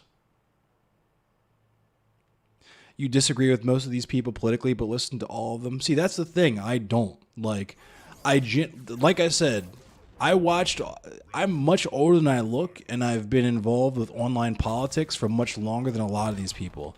And I don't mean online politics as in people who only do politics online. I mean the whole let's argue with Nazis to make them look stupid, that was done in 2011. I was at Occupy Baltimore while Occupy Wall Street was going on, watching the alternative hypothesis.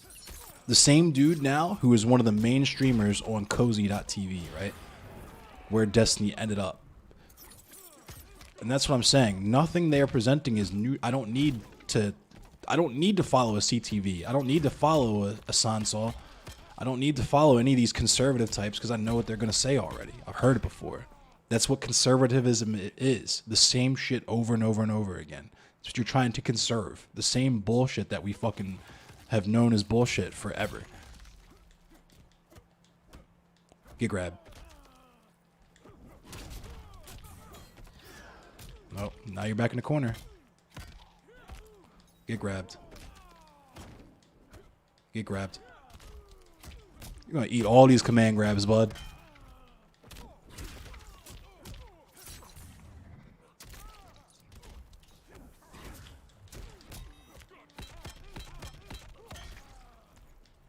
Oh.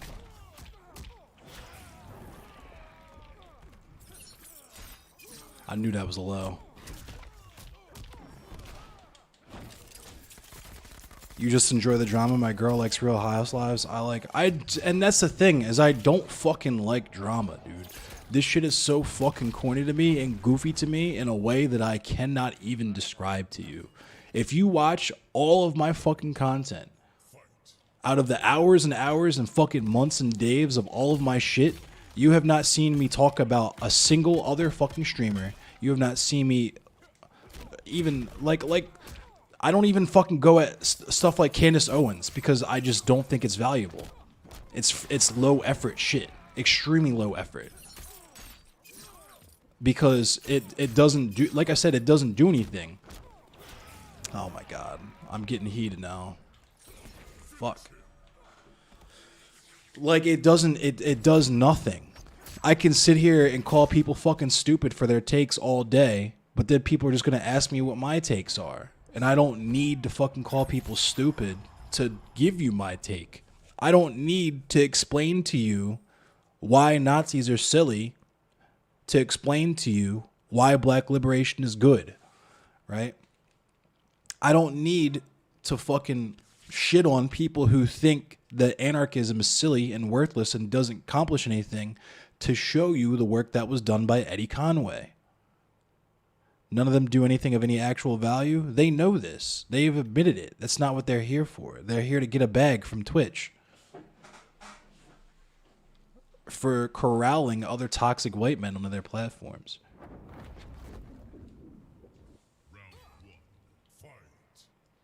But I can't say that. Because that's racist, right? I point out that all these toxic ass white men just happen to be the leaders and gatekeepers of Twitch. That's pure coincidence. But if I say you guys are dick riding Dylan Burns, that's homophobic. That's homophobic. But it's not fucking racist or ableist to call people subhuman and low IQ. It's just, you're talking about individuals. I keep fucking eating that low.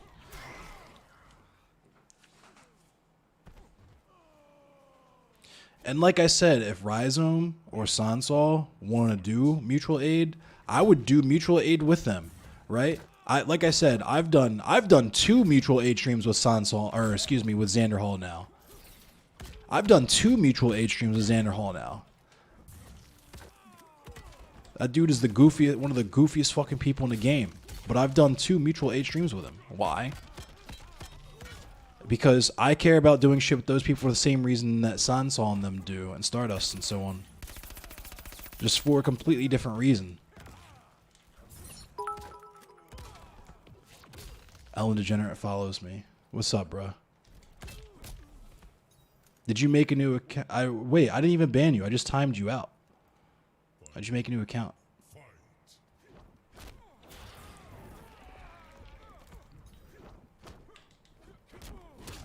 But I refuse to do that. Like, I refuse to lower my content to... Oh, you were never following before? Word. Am I following you, Ellen? I'll follow you really quick. I know we've had our disagreements, but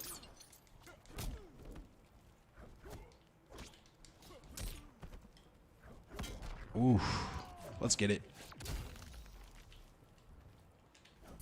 No, put it away. I know what you're trying to do.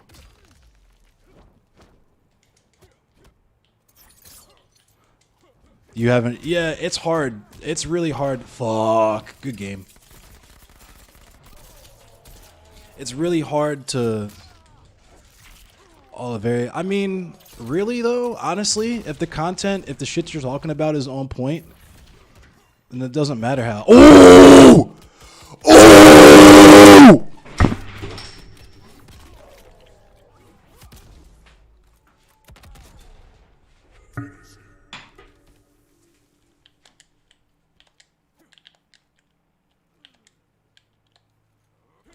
Big bonk.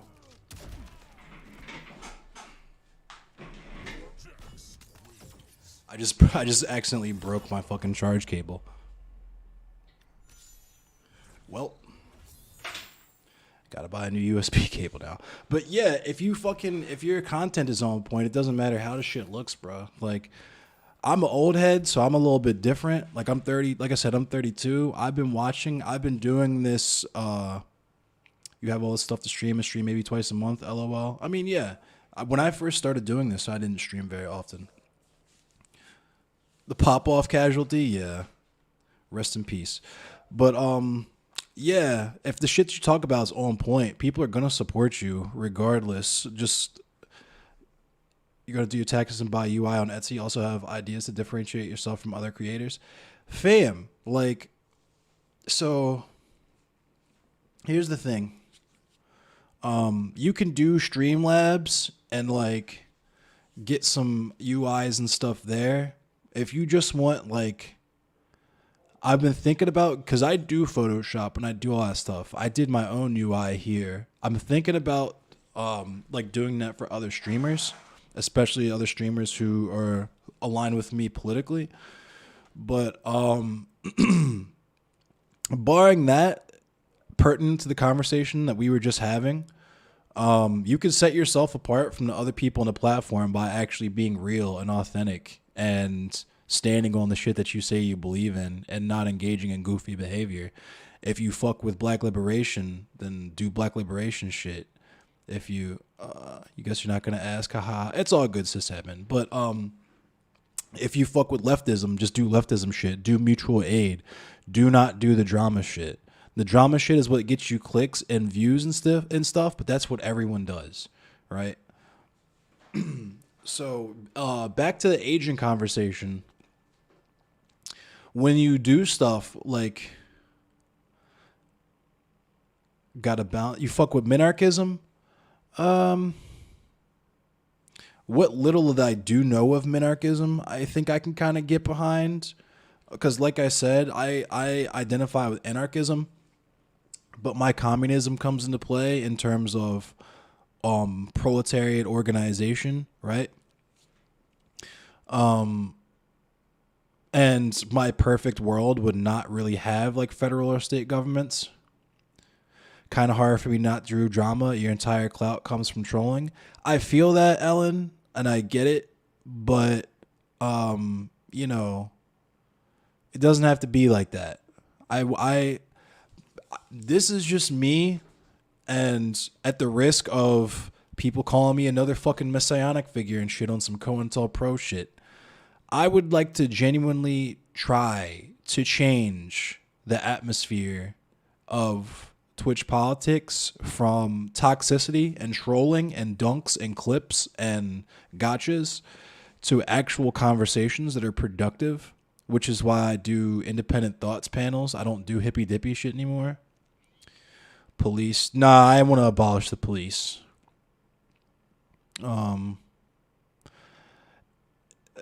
Courts, not really necessary. I feel like you can handle that in-house. National defense, I feel like if you arm the populace, national defense is kind of covered. And protection from fraud is, you need capitalism for fraud. And I I don't believe in capitalism. As much as you want there to be an anarchist state, but I don't see any world. Well, that's a thing. That's kind of a misnomer. Is it wouldn't be an anarchist state, but you don't see any world where a level of hierarchy of power doesn't grow organically. See, that's the thing. You're pro-capitalism. I'm not. I believe you can't be anti-racist without being anti-capitalist, and you can't be anti-capitalist without being anti-racist. It's not like those conversations aren't available to people. People simply aren't interested. Republicans understand this. They have to trick their base into supporting everything they support. That's what I'm saying. That's my specific point. Why are we acting like Republicans? When you do the troll shit for clout, you're just going to attract those types of people, and those types of people aren't going to listen to you when you do real shit. They just want to show up for the drama. I'm going to do a just chatting really quick so I can talk to y'all, because I want to talk to y'all in seriousness. Not just about the Sansol and Rhizome shit, but I want to have a real conversation about the nature of Twitch politics, what it is, why it's like that, and so on and so forth. So let me throw on the just chatting and change my screen up a little bit. How's everybody doing tonight? I hope everybody's doing well. It's Monday. It's been a long day. It slogged along. I had a fucking goofy conversation with two goofy people, but we're going to get into it. So let me just set everything to just chatting really quick.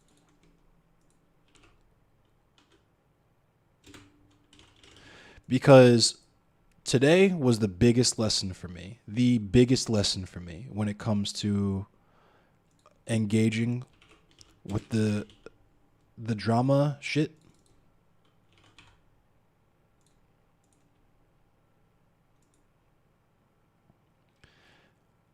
And that is that so I'll circle back to the agent shit, but Twitch politics has a problem, a very serious problem, in that it has the same problem that American society at large has, which is the background radiation of all of the social ills that are typical to the people that we imagine when we're thinking of like racists and shit from like 50, 60 years, the 50s, 60s, 70s, whatever, all that shit. I'll just say it plainly. Misogyny, white supremacy, transphobia, homophobia, ableism, ageism, all of these things are things that we naturally take part in without even thinking about it. It's all stuff that we're indoctrinated in. Unless you go to like some crazy private school, like some of the white people go to, like the hippie schools and shit where motherfuckers don't wear shoes and you call people by their first names, right? Those people might not be into that, and liberals have their own issues with like tokenizing and infantilizing marginalized groups, right? But I'm talking about if you went to, because I went to both public and private schools, right? I went to one of the best public schools or public elementary schools in the state. I went to Relay Elementary.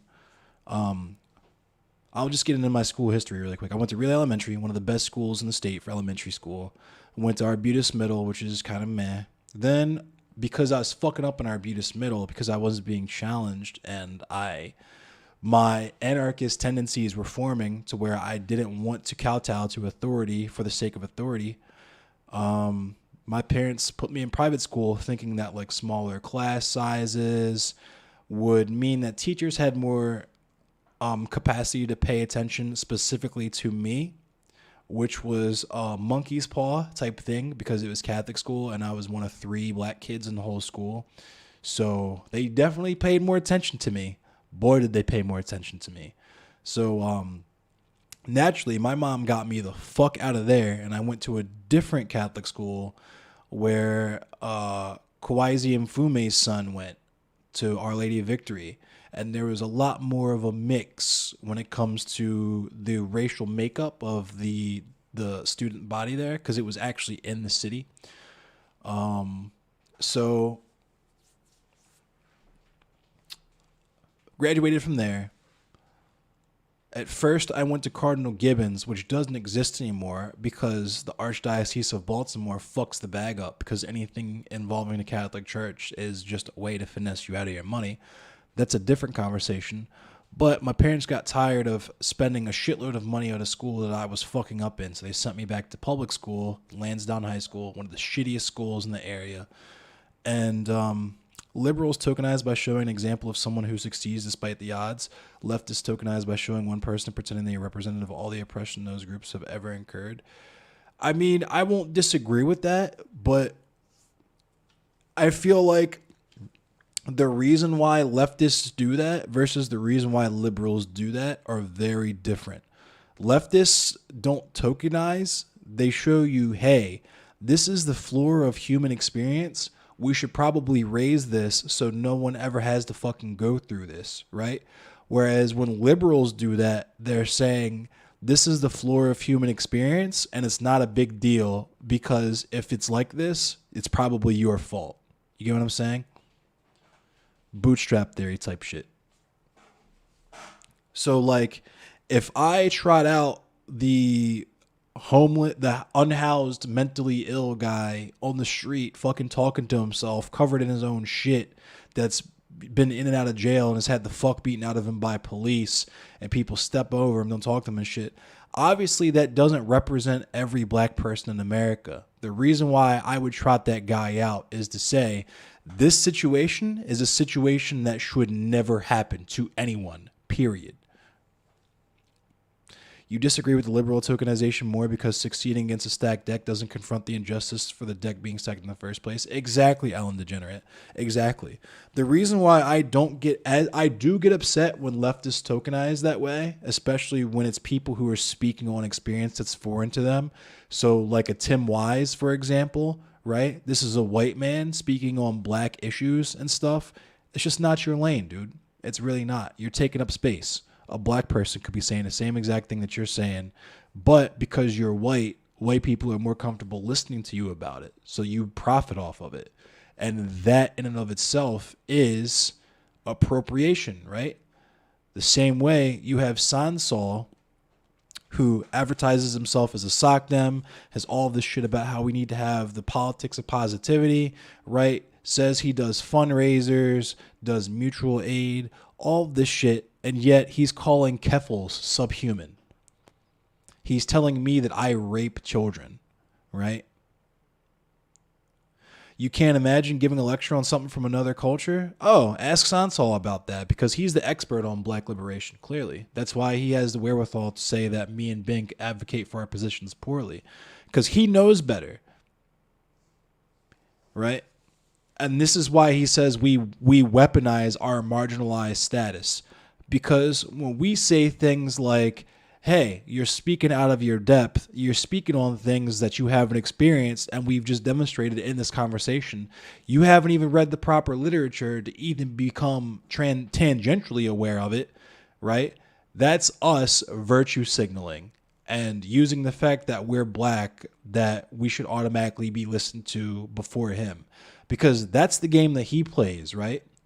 When he goes after people and quote tweets people that he thinks are stupid on Twitter, it's to get the people who follow them to follow him or to make his audience be like, yeah, those people are so dumb. I'm glad I follow Sansol because he's smart.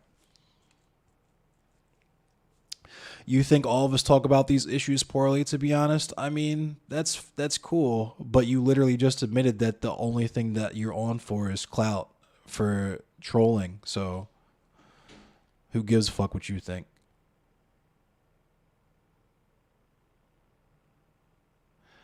Daddy needs coffee.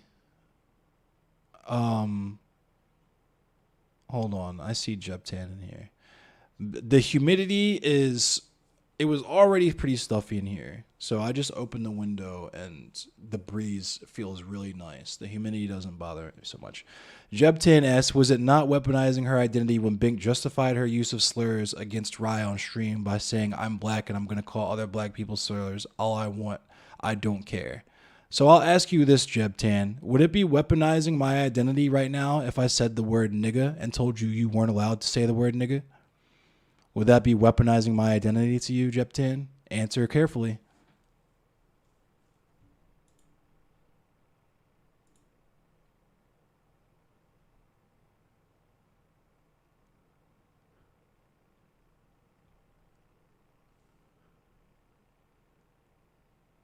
Oh, you were in New Orleans. That makes sense. My dad used to live in New Orleans. I know it's super humid out there. It was hot in here. If I was in New Orleans, if I opened the window, it wouldn't even make a difference. If I opened the window, it would be worse. Jeb10, I mean, yeah, if you are using your identity to give you ammunition in a conversation over someone else, that is weaponizing your identity. Okay. We got another white person who wants to speak on black people shit. All right. Just off topic, what do you know about Ketanji Brown, the Supreme Court Justice? You've heard about her, right?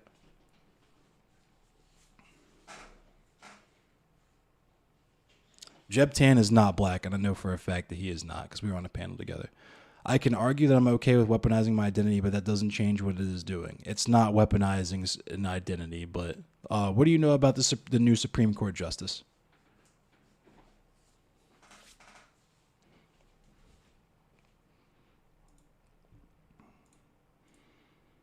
Since you're comfortable speaking. A progressive justice, but it's what I expected from Biden. But I know something you're not expecting, and that's justice dick in your mouth. Get timed out. No time for that shit. Stay out of black people's business. Anyway, so what were you saying, Ellen Degenerate?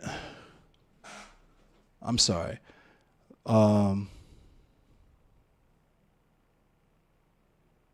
Imagine thinking that's a progressive justice. He votes Republican. He thinks cops can be progressive. That's his whole deal. Has stuff on the... Yeah, I did call you that slur. I did call you that. And in the context of that conversation, I meant it.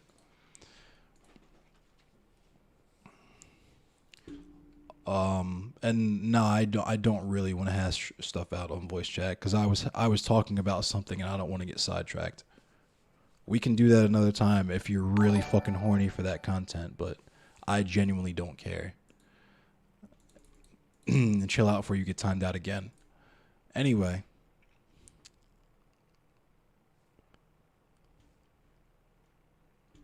What up, Tayana? Oh, yeah. Obrigado. Obrigado.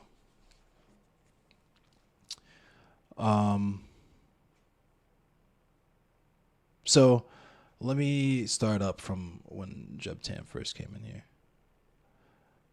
First of all, let me talk about the idea of weaponizing an identity, because you guys with this debate brain shit are just, it's baffling to me how this concept is lost on you all.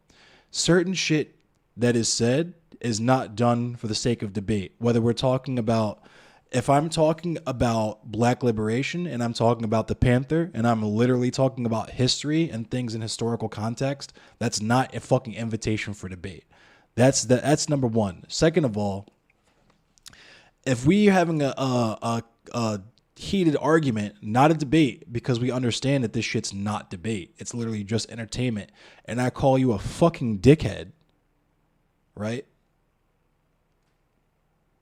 That's not, I'm not dunking on you. It's an ad hominem attack. You guys need to learn the difference between an ad hominem argument and an ad hominem attack, right? If I call you the C slur, the COON word, right, just offhand, I don't need to justify it. It's my opinion. And if I give you my opinion and I tell you as a black person, the things that you are saying are not helpful to me in specificity, not speaking on black people as a monolith, that's not me weaponizing my identity. It's me telling you, yeah, I called you that, and this is why. I should be able to justify my opinion. See, here's the thing, Ellen Degenerate. The only thing I need to justify is just these balls on your fucking lips. Get timed out.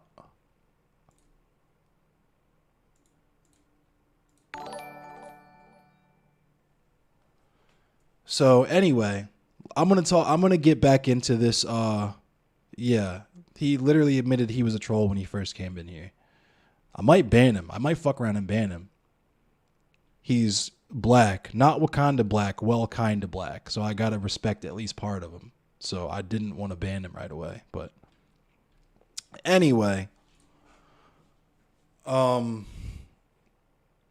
so terrible. You know the vibes. Call me Twitch's Dr. Umar. I don't give a fuck, dude. I genuinely don't. White people run this shit anyway. Who gives a fuck? They want to cancel me, so be it. They fucking champion people like Destiny, Vosh, and CTV anyway. I genuinely don't fucking care. Bronx, you like that one, huh? Ethnic jokes are the best jokes. If you belong to the ethnicity, it depends on the joke. I'm not going to sit up here and say, because you're Polish, you have a pass, I feel it. Like, how many Caesars are there? You're at 4 right now? That's funny.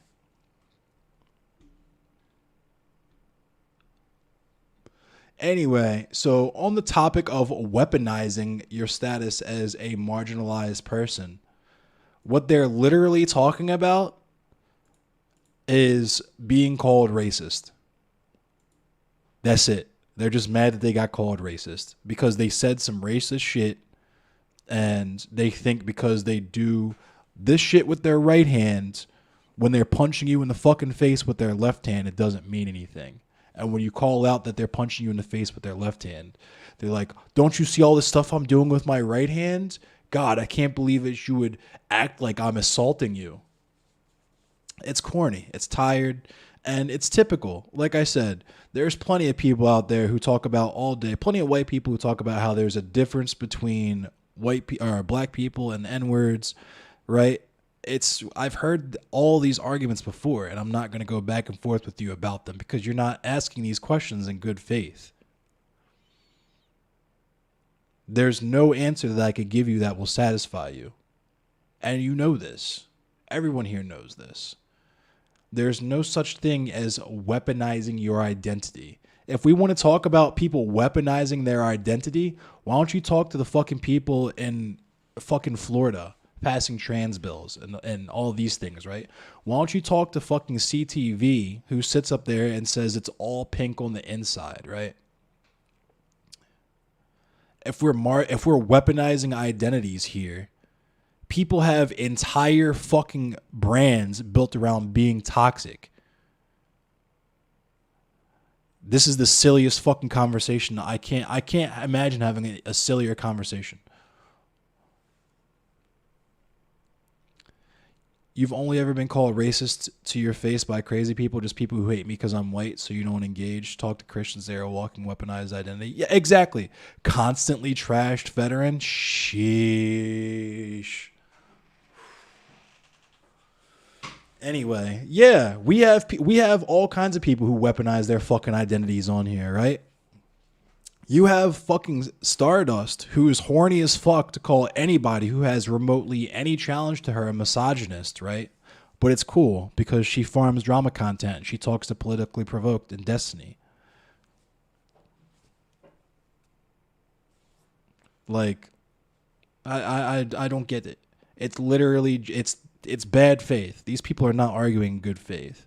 That's the whole point of this, is that if you are saying, I'm going to speak specifically on that instance too, because I said it in the moment that I wasn't tight about what Bink said, because I agree with her, right? And I'm going to tell you why that term applied. So it's bad optics. And this gets into why I don't do stuff like talk shit to Candace Owens or talk shit about people like Candace Owens or the Hodge twins or anything like that, right? Is because that shit is funny. It's weird in front of an audience of white people. Case in point, when Bink makes a criticism of someone who literally only came in to be the token black person in an argument against two black people, about how they're carrying their advocacy for black people wrong and they should be more like him or whatever dumb shit he came in there to say, goofy shit he came in there to say, right? That's some C-word shit.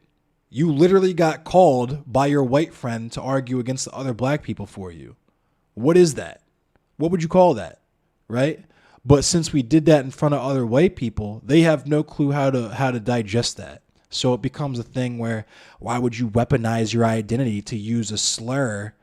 And then when people call you out on using a slur, you say that you're black so you could say it. Just say you want to say, just say the word you want to say, bro. Just say the word you want to say. I know you want to say the C word. I know you want to call people, I know you want to call black people coons. I know you want to say the N word. Your fucking Giga Chad debate god, Destiny, does this shit all the time. He's banned for it. He's been banned for it. Stand on what you believe in. Don't be a fucking coward. Just say it. If you believe that people are marginalized or weaponizing their identities when they believe that they could say words that y'all can't say, just say it. Say the word you want to say. Don't be a coward. I'll say it with you. My Discord is open. You can come into my chatter room. I don't have any restrictions. You could just fucking agree to the shits. Come in here. I'll say it with you. I'll come in here. If you're white and you want to say the M word, you want to say the C word, come in here right now and I'll say it with you. You got the scoop for CTV for me? I'm sure. See, and I hate this so fucking much, dude. I really fucking hate this so much. You're gonna tell me in Discord? Okay. Anyway, I feel you, Paradigm. I love you to death, Paradigm. You the homie, and it's dragging it out. Like, and that's what I was saying with Bink. Like, we just gave them free content for weeks. That Chud Logic face reveal the other day was pretty damn funny. Revealed his face, changed his avatar for a black person so he could talk on black issues. That meme was hilarious. I mean, it was funny, right? But it would have been funnier if it wasn't a fucking white dude who has Nazis in his community saying it.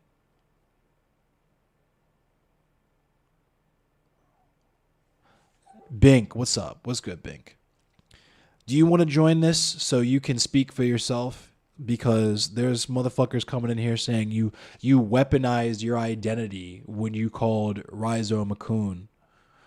And that, you know, and I just said it. If you want to say the word coon, just say it. Come in here. I'll say it with you. Yeah, if black identities were such a dangerous weapons, lynchings wouldn't still be happening. And that's why I asked Rhizome that shit in the fucking call. He had no answer to it.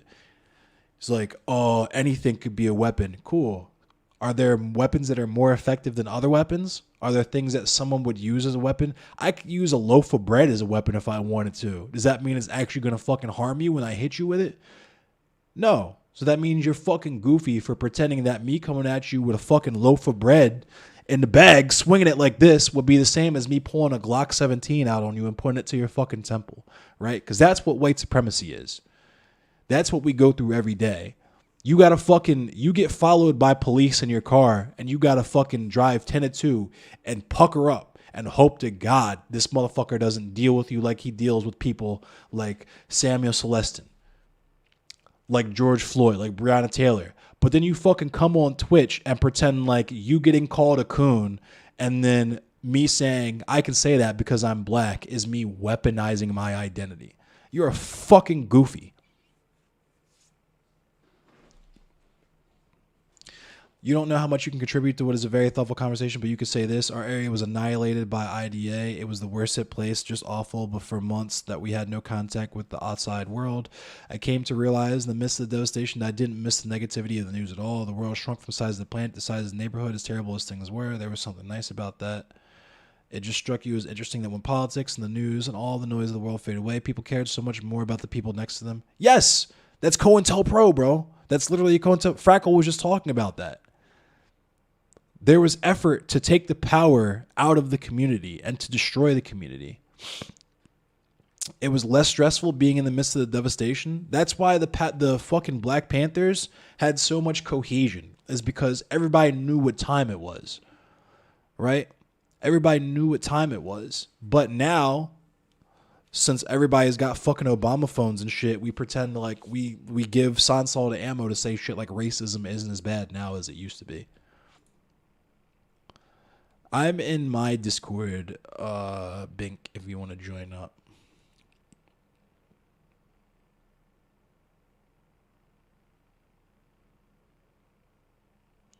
Am I though? I am still. Okay. Are you in Sad Ice Cream, Bink? I'm gonna send you an invite. I'm just gonna drop a general invite to the Discord and chat. Great text chat. No, it's not what I want to do. And you can join up. And you guys have seen I'm very swift with this banhammer. Very swift. MK11, what's up? This is the link to my Discord. Okay. All right.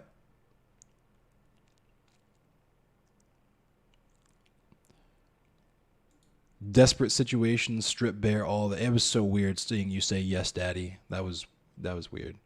I'm not going to call you daddy. I'm going to call you coffee. Desperate situations strip bare all the division that the powers that be want to constantly tell us exists between us as human beings. That's true. That's why you don't hear about any of this trans shit when there's not an election happening. Growing up in the small town, southern town that I did, you literally couldn't tell the difference between how cops treated white or black people. Small town cops are the fucking worst. Well, so I'm going to speak on that because, like I said, I'm from Baltimore, both county and city. And it depends on where you are. Like if you go out to, just because of the nature of what the police are, right? If you go out to like West Virginia where there's like not a black person for like 5 fucking miles, then the poor white people in the area become the people in the lowest rung of the social ladder, and they will receive all of the same type of brutality that we would receive, right? The whole point of creating that racial division was to make sure that the poor proles, the white proles, would not organize with us. It was a shiny badge. What's up, Paradigm? And this is why I say, well, not me, but this is why people call you guys fucking federal agents, dog, is because you literally admit that you are not here to organize. You are not here to fucking bring people together towards a political goal. You're here to fucking sow discord and troll for content, which is not why I'm here. This is why I fucking hate this shit so much. I don't even want to have this fucking conversation, dog. I really don't want to be talking about this, but I don't know. I guess it's just my immature desire to try to control the narrative. My upset that people have lied about me and lied directly to me about things that I know that they're lying about. But I just got to get over that, I guess. It's just part and parcel to the space where people involved in this Twitch politics, quote unquote, shit are here to make names for themselves. They're not here to advance a cause. If they're trying to advance a cause, it's in service of making a name for themselves. Look how progressive I am. Follow me. Right? Whereas I don't give a fuck who follows me. And that should be fairly obvious by how I've come at Danabo, Mr. Geek, right? I've come at the gatekeepers of the space. I've said, don't fucking put me on that goofy ass tier list because I don't want to appear on the same space that Destiny appears or Politically Provoked appears, right? I'm different, so please treat me that way because I'm not one of your fucking wrestlers in your stable of wrestlers that you profit off of content-wise. I'm not here to give you free content. I'm here to deliver a message. And if you don't want to hear that message, I don't care because that's how people who come from my ilk have moved and operated since day fucking one, right? Eddie Conway wasn't out here trying to fucking convince the white people in the burbs to get involved in black liberation, right? He was doing the fucking do. He got locked up and he organized a labor union. He started a library, right? All these things. And I told Hoodie Volp as much. It is not my job. If you think that, if you want to fucking tone police me and you think that I should be nicer so that my positions will be more palatable to the very people I'm trying to fucking fight against, go fuck yourself. Why don't you go talk to your racist ass auntie? Why don't you go talk to your fucking racist ass stepfather or whoever it is? Because they're not going to listen to me. That's the whole point of them being fucking racist, you absolute fucking donut. Are you fucking kidding me? Why the fuck would I change my rhetoric or switch up any of the shit that I say or the beliefs that I have to make my shit more palatable in the hopes that it will appeal to people who don't even fucking see me as human? How much sense does that make? Okay, so what I You don't care if I'm nice, just argue better? Is I know one thing you people do. say hi to me. Come on Hang now, on. like I exist. Wait a minute. Let me address Ellen here because he wants some attention, so I'm gonna give it to him. You don't care. oh my god. You don't care if I'm nice. You just want me to argue better. I want you to wait this time out longer again, and this time you're getting timed out twice, so you can wait 20 minutes instead of just 10, and you can think about the smell and taste and flavor of my fucking ball sack that whole time. Yo, I hear the NorCal in you. I hear it so hard in you. Oh my god, I hear the East Coast battle shit in you so hard, yo. Fam, And- I try so hard, and that's the crazy part, right? Is I'm toxic as fuck, bro. I'm a nigga from Baltimore, right? I'm toxic as fuck. Like, I just talked about having to unlearn calling people bitches, calling people the F slur. Like, that's deep fucking. I'm sure you know. You've probably heard Brooklyn niggas speak. Like, yeah, come on now. I'm there. I'm literally going there tomorrow. Like, I literally grew up in East Right. New York. Like, So it's this like- shit is not new. And that's what I tried to explain to him. I was like, because he didn't ask for like, oh, let's talk about him or whatever. We were just chatting about like random fucking cartoons and shit. But obviously it came up because he said, give me the rundown. And that's what I was trying to gain from him, is that he doesn't see, it's, oh my God, it's the entertainer aspect. Right, yeah. He doesn't see it past the social media personality. And I'm trying to tell him, or I'm trying to tell everybody, again for the fourth time, like, you, as this space grows, you are going to run into people who have seen your type and know, and are just going to call you out for saying, yo, like, you talk about these things and then it just ends there.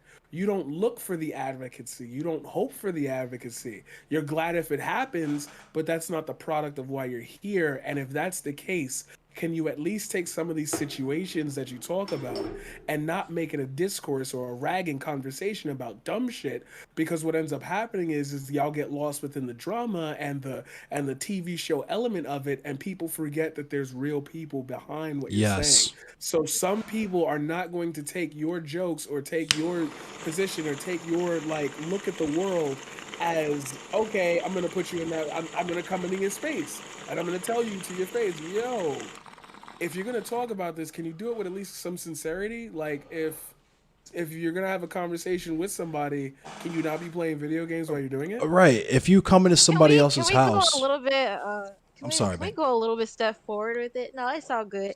Okay, so it's that, but it's also it, and I've said this, and we've said this before, knowing your place in a movement, if you're serious. Why Yes. is everybody who's inside of this space, everybody in this space is optics Andy? Everybody's in here is talking about how there's such a philosophy and theory nerd over here trying to do what academics have been doing, to be clear, and they aren't academics.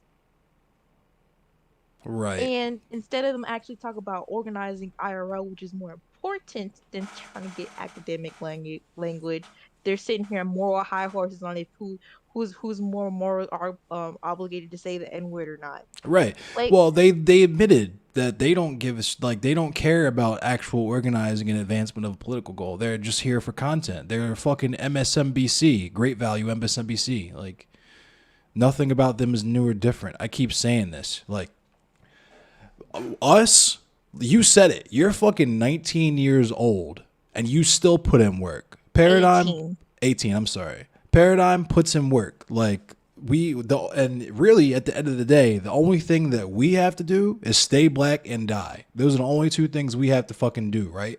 Literally. But we come out of our own fucking comfort zone to do stuff like go out to Food Not Bombs, go to protests, do these things, cover these things, right? Because we actually give a fuck about them. And, you know, I've said multiple times, there's a diversity of tactics. You don't have to be out there every single day marching. You don't have to do all of that shit.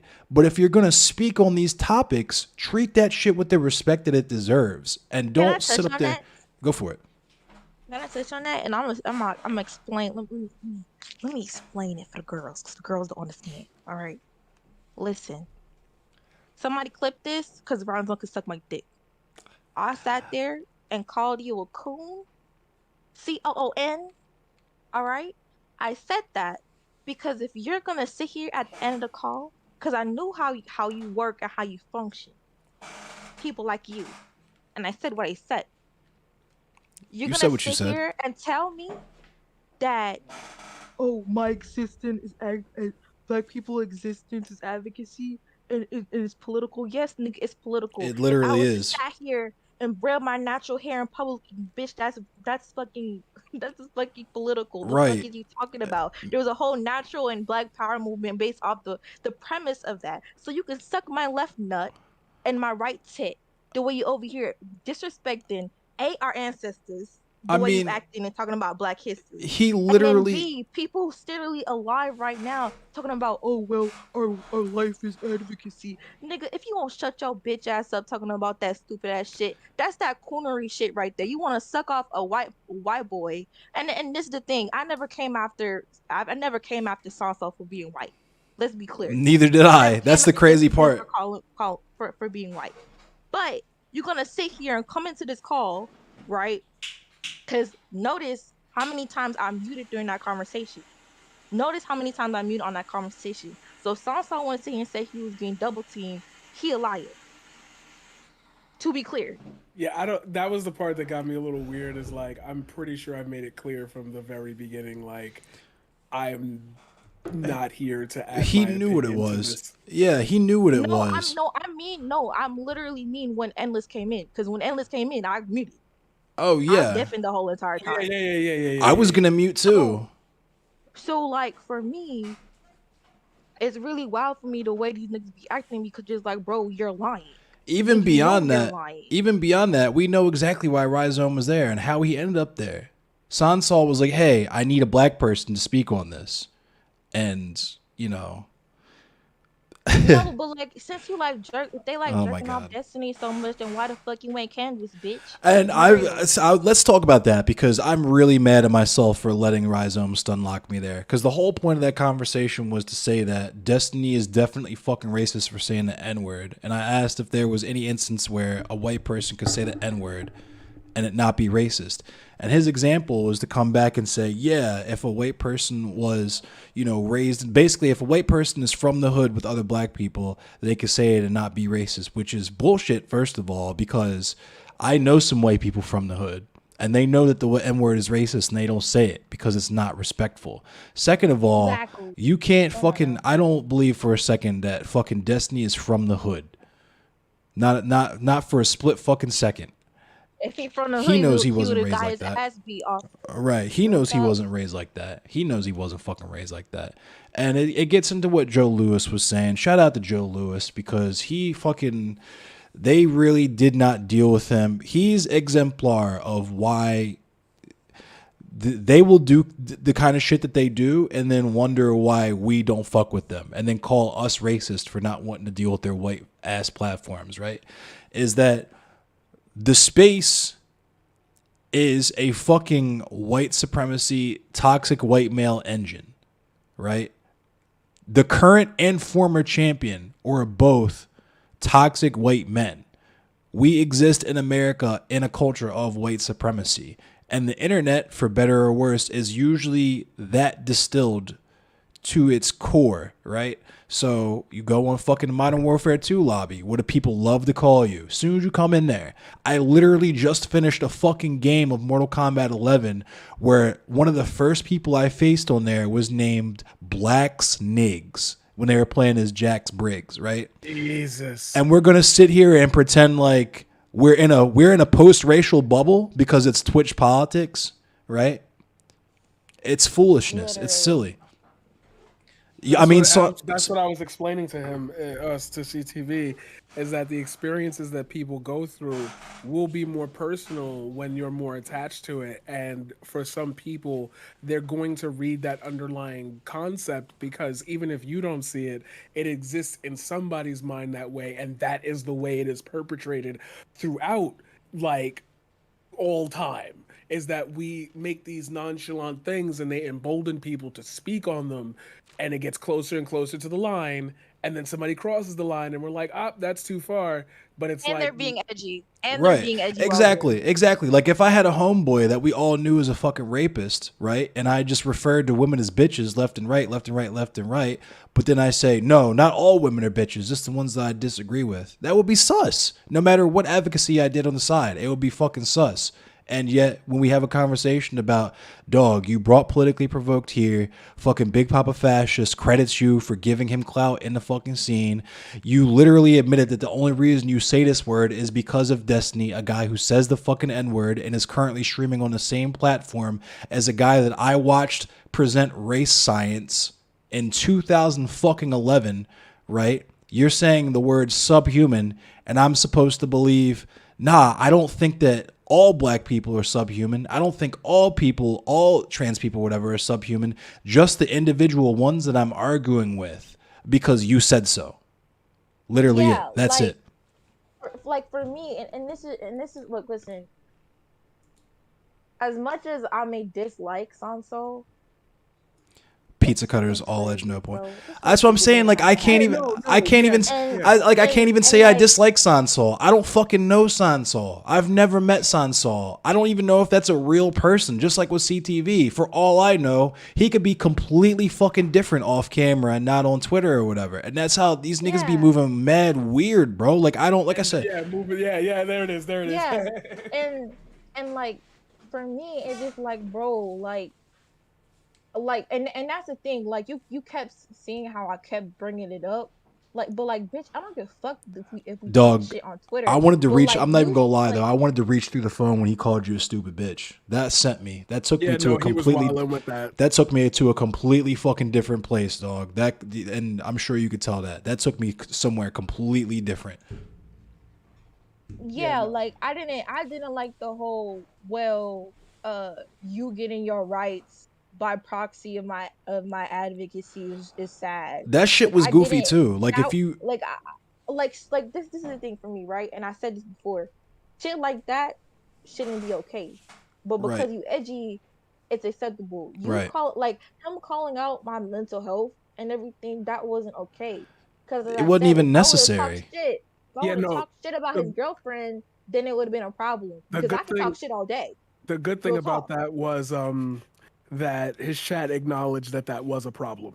That he should. That's why he stopped talking Oh about it. wow, holy Like shit. bad random. Yeah, no, his chat did say like, yo, like that's not the angle that you should be going for. Hey, And that's why he started like getting madder and madder. Hey, shout out to Sansol's chat. Stop clock vibes, you know what I mean? Even a blind squirrel finds a nut. But like my thing is like, how do you not understand that basic ass concept of, even if you're not on the Panther vibes, even if you're not on the Huey Newton Chairman Mao vibes of power flows from the barrel of a gun, and you think the government gives you your rights, how the fuck do you think that they protect your rights, dog? What do you think the army does? What do you think the National Guard does? Comes in and uses harsh language? Come on, dog. You can't be this fucking ridiculous. Yeah, like, and the reason why because, okay, it's like this, right? The reason why I kept bringing it up is because I don't like when people lie, bro. He keeps saying that it was him matching energy, but it's like, okay, I called you a dickhead equates to you calling out my mental health. And you did So say stop that, and lying. that was ignored. That was ignored. And Yeah. like how is that okay? And I'm gonna like speak my shit real quick, and I'm gonna say this really slow for the people. and I know this is me actually talking about my identity now, since y'all like to say I talk about it too much. Yeah, don't weaponize it. Listen, Oh no, I'm listen. scared. Put it away. Put the weapon away. Please, please drop the weapon. Well, I'll actually talk about it for you, okay? I am a black woman, a queer black woman, in the South. I do not get the luxury of not noticing my identity exists, Hello. that I am a part of that identity, that people around me are part of that identity. I don't get the luxury of living in a colorblind society, nor do I get the luxury of being in an area where it's inclusive. I don't get the luxury of living in an area like that. So the fact that I live like that contributes to the way I perceive society, as well as my lived experience, the culture I grew up with, X, Y, and Z. So I bring that up because people doing colorblind politics isn't actually advocating for me. Thank you. They're advocating for themselves and their moral hierarchy.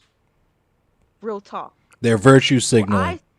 I said what I said about me living and me surviving, basically, because it's an important aspect, because I don't get the privilege of not talking about these things. You know how many times I talk about skin color?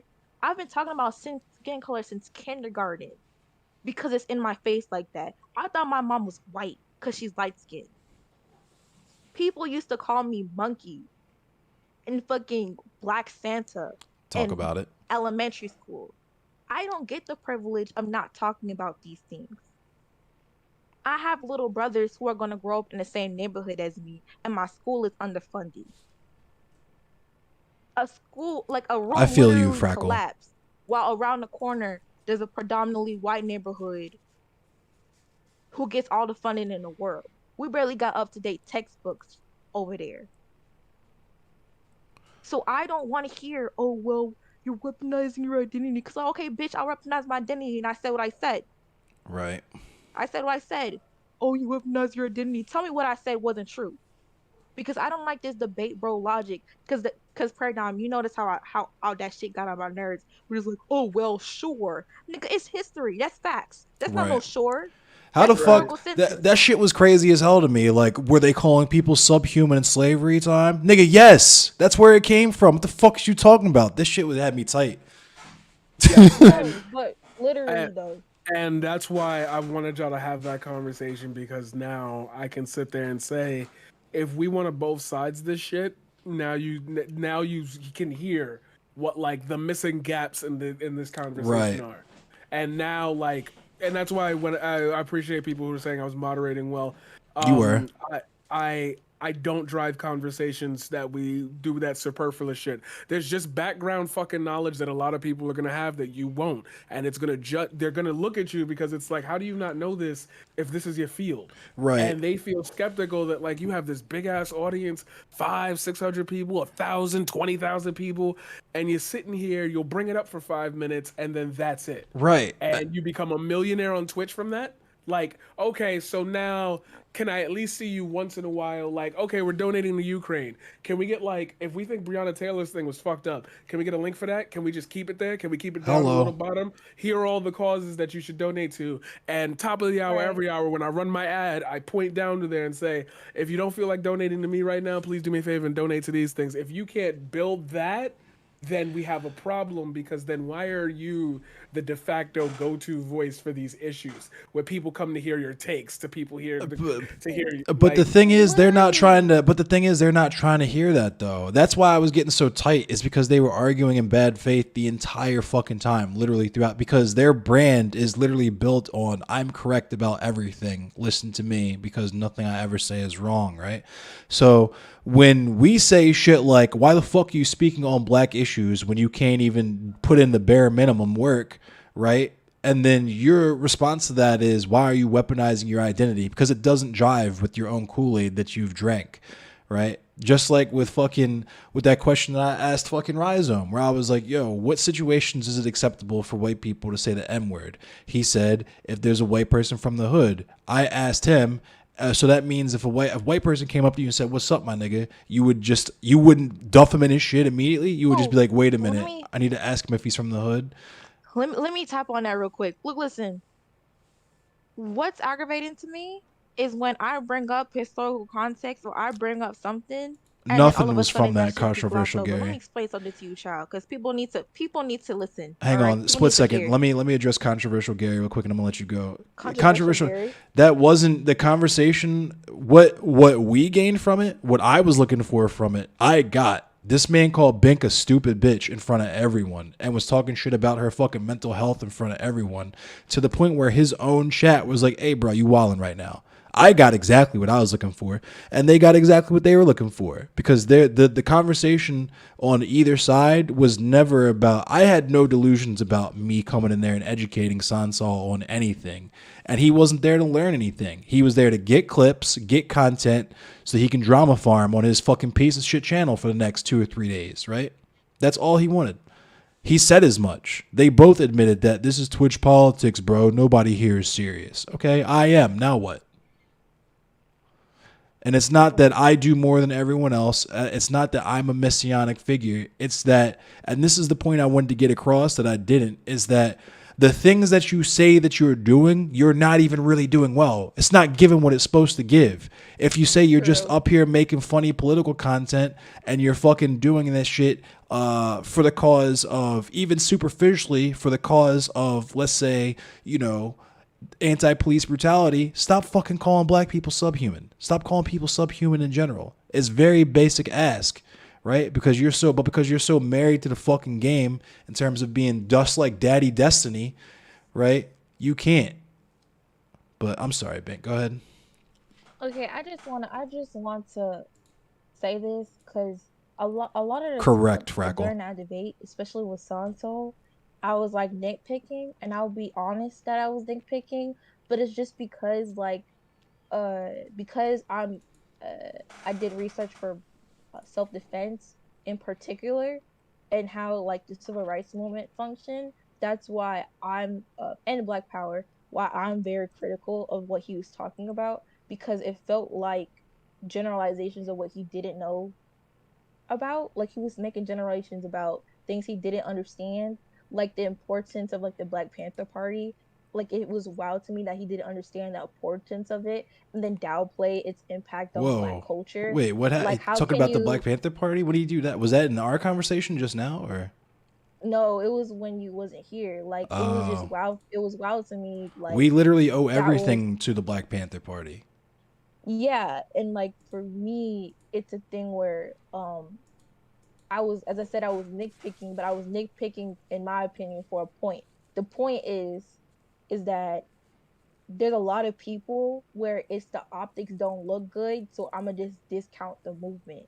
It's the same thing that happened with what Black Lives Matter, what happened with abolish the police, trans women are women, like all of these slogans and all of these movements, people disown because quote unquote the optics don't look good because they're not inclusive to the people who Right. are oppressors in the group. And if And you this is actually, generally speaking as in like privilege balance type thing. right, Now like yeah, not like no, oh my gosh, you're a oppressor type energy. right, So for exactly.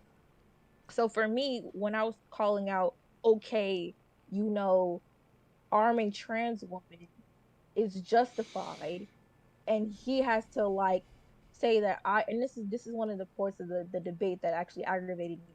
I said, okay, I understand where you're coming from. And then I say, yeah, I want to say, and this is an important bill to be pushing in the Senate right now. Well, there's a uh, there is a bill in the Senate that is trying to ban the trans panic defense, and that just shows to the reality of your situation that trans people don't aren't able to get justice in the first place. That you can't rely on the justice system in order for them to lock up your murderer. So that means you have to walk around with a Glock on your hip while you're wearing your little dress or whatever to in order to protect yourself. And that is a just way to think about it. And if there's anything of the contrary, you're out bad. And the fact that he has to pick at the fact that quote unquote are talking about an insurrection is wild to me because that means you're not getting the point. It's like a Right. thing where it's like, oh well, there's some black people uh saying that they don't like white people at a BLM protest. All of a sudden you don't like BLM no more. Like what is like why are you actually here? Like let's be real. And that's what I was trying to get at. The whole entire thing of like the N-word, the whole premise of Rhizome's argument was, oh well, they grew up in an all black community. He still didn't address that. Latino people grow up in a predominantly a Oh predominantly yeah, black right, community. They yeah. still hate not white Right. people, black people.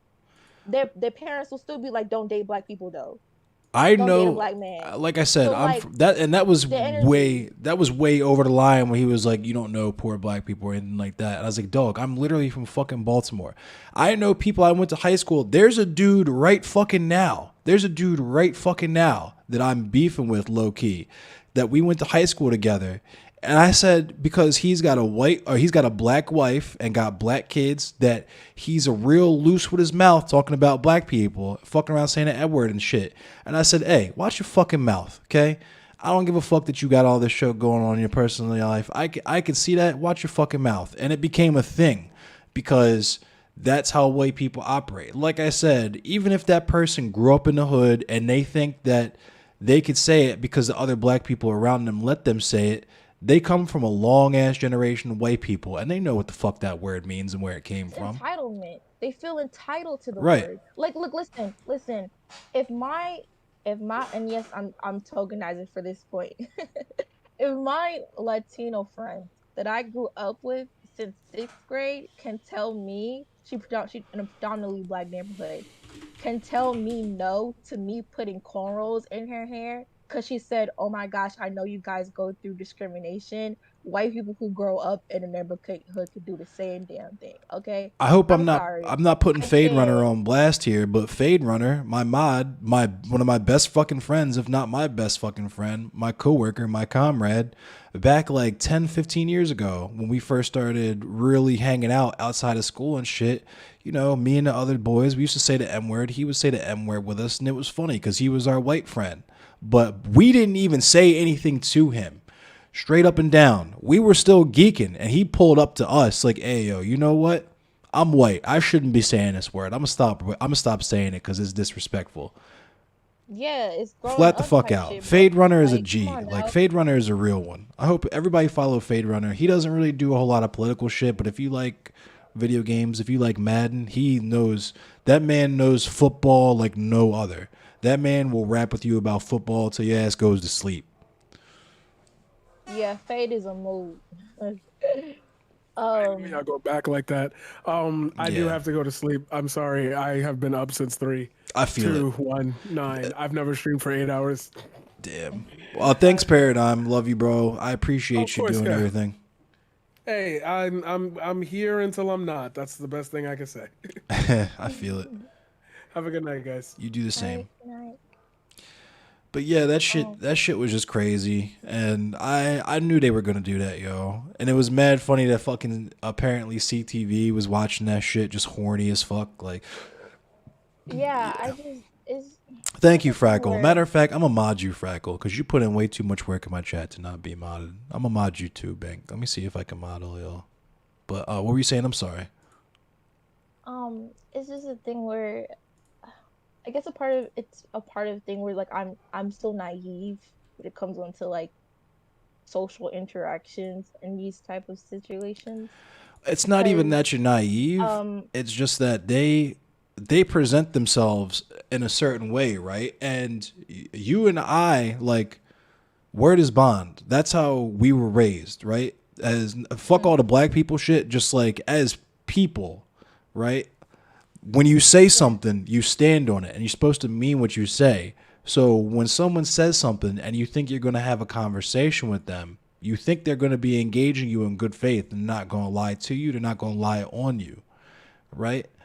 That's Frackle said it earlier. That's how it should be. That's how it really should be. But motherfuckers like Sansol and this Rhizome do fuck the game up for everyone to where you got to be on edge with every motherfucker you come into contact on this shit because you never know Am I about to sit down and have a productive conversation with this person?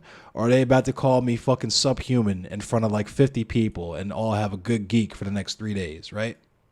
Yeah, and it's a thing where I'll tell you why, like, I kind of feel like to some degree I'm naive, is just because I still have hope for people to change, and that should be a good thing.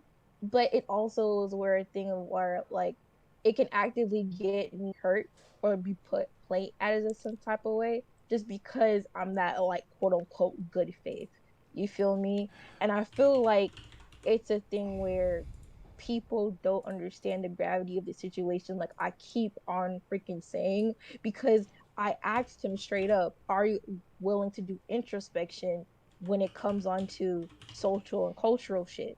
Because it's normalized for you to say subhuman, but we're telling you, hey yo, that was pretty much used in order to like as a slur against black people and trans people, really anybody within a marginalized group. But you should like not say that. And instead of you being like, okay, you're like, oh well, I use it against everybody. I'm like, that doesn't make it any better though. Right. So like, I It's it's a like thing where I it's use the like, N word, but it's okay that I use the N word because I use it for everyone. I don't use it specifically to refer to, black people as a whole. If I'm talking to, and it's the same argument, bro. There's a difference between black people and niggers, and I can decide who is a nigger and who isn't on the fly if I don't like you, right? Which begs the yeah, question, like, just because dog is man's best friend doesn't mean man doesn't see him as a superior animal. If you make that delineation between people I like deserve rights and people that I don't like don't deserve rights, how the fuck am I supposed to know the difference? And we can play the semantics game where I just use the word. I don't believe that anyone shouldn't have rights. That's the literal fucking definition of the word. Like, if you're calling someone subhuman, it means that you don't believe that they're on the level of human and therefore don't deserve the same rights and respects as a human. That's how the word was historically used. That's why it was used to describe black people, to describe slaves, to describe Jews in the Holocaust. Like, to be so fucking tone deaf about that shit is, honestly, it's bizarre to me as a person who, like I said, I wouldn't even use, like, I feel uncomfortable sometimes even calling people like stupid or dumb. But for people who are entitled as fuck that think that they can say whatever they want on a platform where toxic white men are rewarded for being toxic white men, then yeah, go for it. I yeah, appreciate you, Munchlax. and this is the thing, like the whole entire conversation, I did not call him out for being white. I never say that he was, oh my gosh, you're white, or all this other thing. I never said that. All I said was our lived experiences are different. And if you took out of that, oh my gosh, you're talking about me being white, that means that's introspection on you. That's Right. nothing to do with me. I'm not But gonna for lie. I me, probably at some point called him white boy or something, but yeah, and I refrain from talking like that because I'd be the first one. right. So for me, That's the other it's a crazy thing part is where I was just telling fucking what's his name now. We have to censor ourselves so much. But go ahead. yeah, it's a thing of it's a thing where a lot of this is infantilizing. It is. It's infantilizing because all I said was that if you are trying to promote your cause, right? If you are trying to promote your cause and you talk to Nazis, it is not the same thing if you were to talk to a black separatist. It's not the same thing whatsoever. It's not. Same it's not the same thing. It is not the same ideology. It is not the same bed they sleep in. It's not the same thing. You have to interact with those people different All right, yo, because like it or not, a controversial lot of Gary. We told. I'm sorry, Bink. Controversial Gary just said that word is being used because Destiny started using it. I don't think they know what that word represents, in your opinion. So here's my problem with that. Number one, we just told them what that word means. Number two, even if that was the case, Destiny is. You know what Destiny is doing right now? He's streaming with Nick Fuentes an alternative hypothesis. That's what Destiny's doing right now. So trying to say that, especially because he openly admits and jokingly uses the N-word, trying to say that he is not racist, you're gonna have a hard time doing that, my dude. You're gonna have a real hard time convincing me of that. But go ahead. I'm sorry. Um, it's yeah, it's infantilizing, and I feel like what they don't understand is that it's like this, right? The reason why I come at it like this, with more sympathetic towards black radical ideologies, not just because I'm black and like leftist, like radical leftist ideologies, quote unquote, right, is because it, in my opinion, it is less work to go left, less work in the sense of it's not you justifying your like your existence. I think that's what like the right is, in my opinion. There's more justifying like your existence, while the left is trying to do more freedoms, in my opinion. And I feel like it's wild to me that they don't understand like people's like material conditions and the way like systems work, because to equivocate, oh, let's say you're a white person and you live in the country and you're in a predominantly white neighborhood, and you're a Nazi because that's how you grew up in, whatever the case may be. That is not the same thing as someone being a black separatist. That is not the same thing. If you don't understand the false premise of white supremacy, then you don't understand white supremacy. Right. Because that's literally what it's not. Let's bring it back. So Let's hang say we're on, not talking about really quick, ideologies, really right? quick, because I don't understand why controversial Gary doesn't understand this. Controversial Gary, I know you never said he wasn't racist. I know you meant that Sansol and the orbiters use that word without knowing what it means.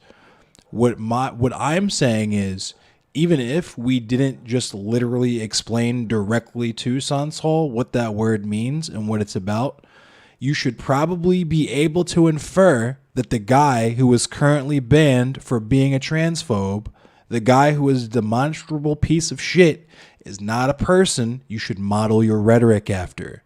I don't understand why that's a difficult concept, right? I fucking love Dave Chappelle. Dave Chappelle is fucking hilarious. I would not use the same language that Dave Chappelle uses. Okay? Okay. All right. Continue, Munch. I'm sorry. The Amazing Wolf Skeptic. That's cool. How you doing? You remember me? I remember you. I'm sorry, friend. I don't recall you, unfortunately. Where have I met you? Where do we know each other from?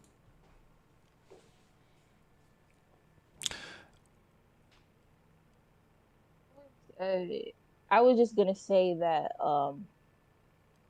I am a black anarchist thinker. I guess you could call me that. new my new me. Yeah, I modded you, Fat. You put in too much work in here as well. Also, Meggie LaViolin, I appreciate you, and the Rose. We are on commie time in here.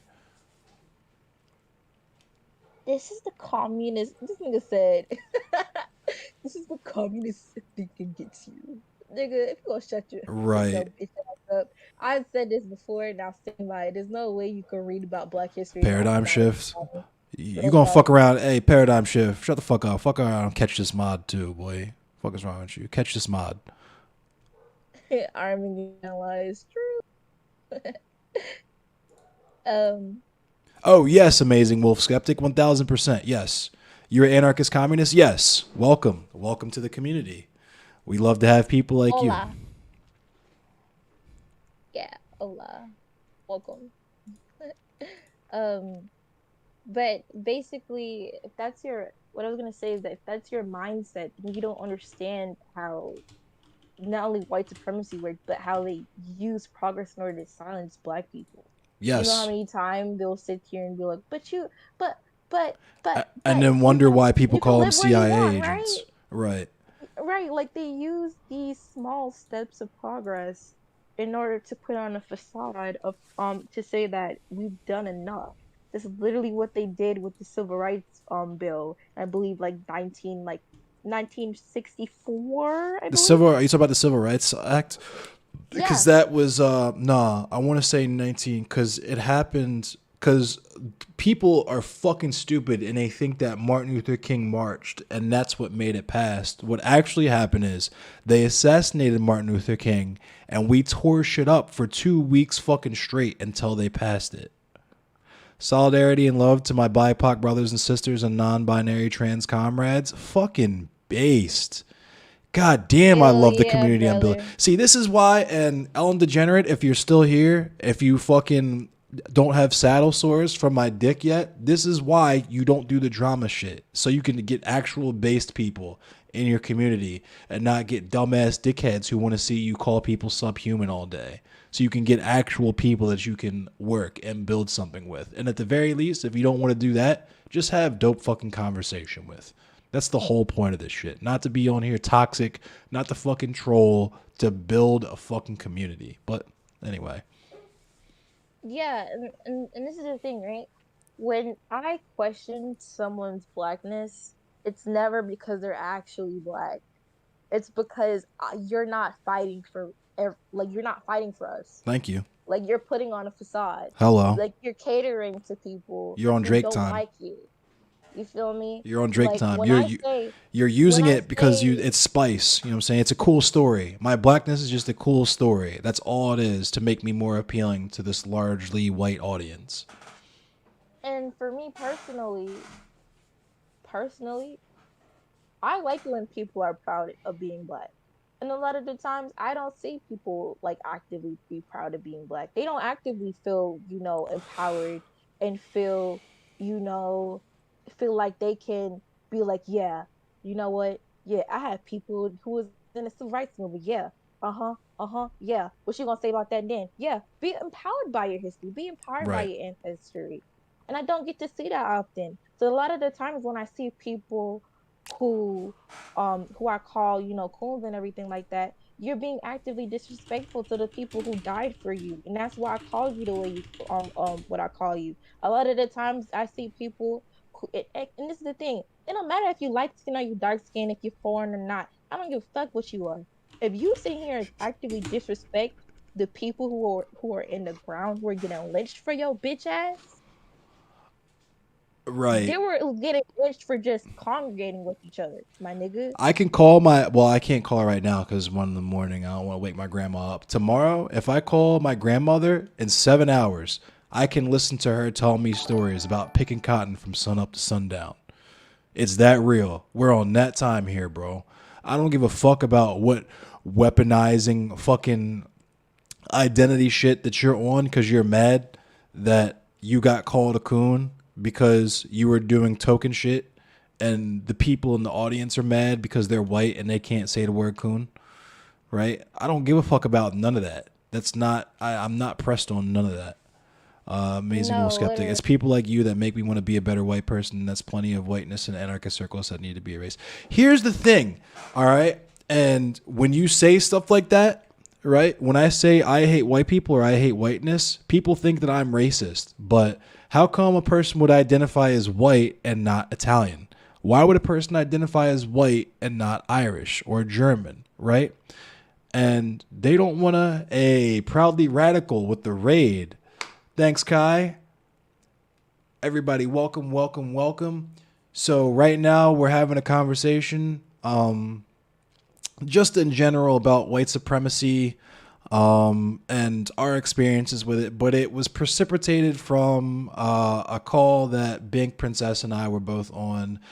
Bink Princess is in here too. Shout out to Bink Princess. Make sure you're following her as well if you're not. Hi. But we were having a conversation that was precipitated by a call that we were on earlier with San Sol and Rhizome, and just kind of talking about how goofy that shit was, because the people in the space like to pretend like there's not a toxic white man issue in Twitch politics or whatever, but people base their whole fucking brand around that shit and get bigged up the premier debate platform, Hippy Dippy, has crowned 2 objectively piece of shit toxic white male champions, right?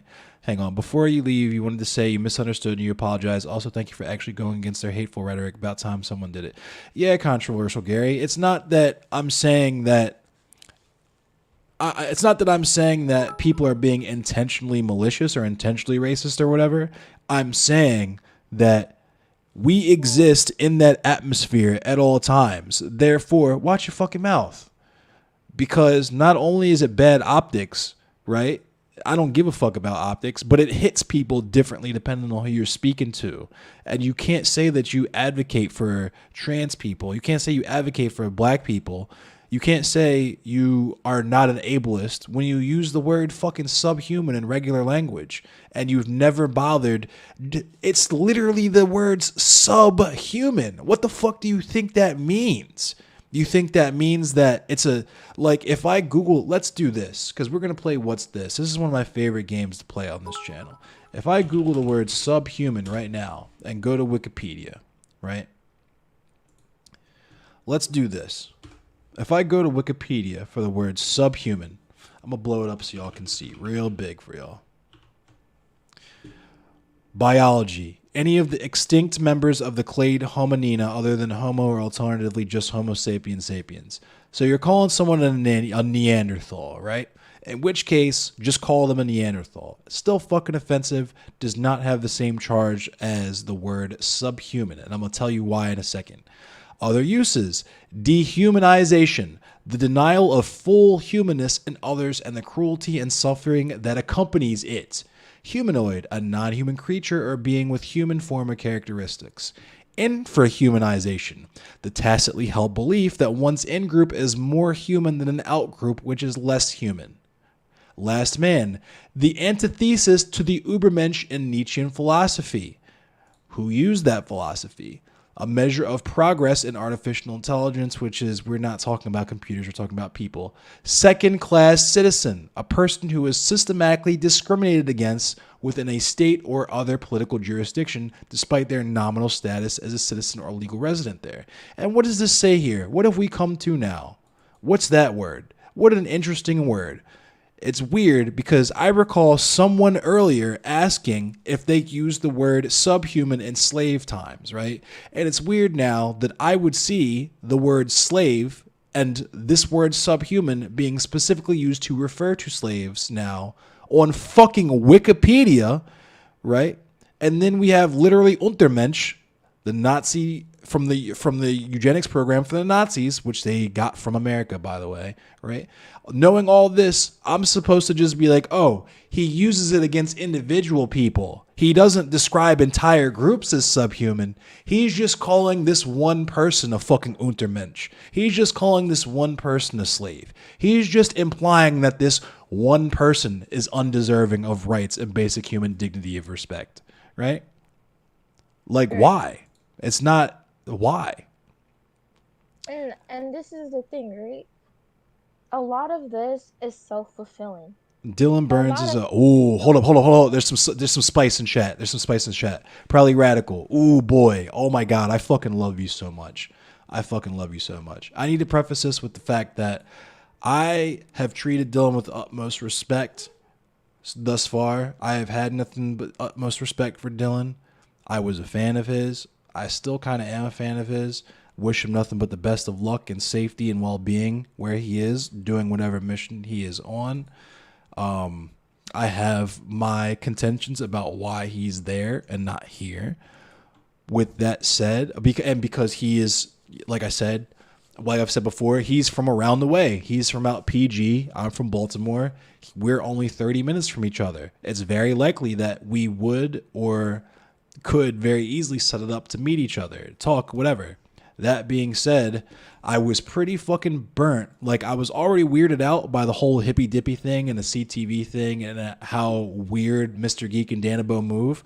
But when he came through my fucking mutual aid stream and didn't even turn his fucking camera on, didn't live stream it or anything, but was just like, yeah, I'm going to tell my Discord or whatever. I'm going to promote it and tell my Discord to donate. That's cool, dude. You know who else did that? Xander Hall did that. And we all know what time Xander Hall is on. So I'm gonna read chat. Yeah, Xander Hall is goofy. So I'm gonna look at some shit.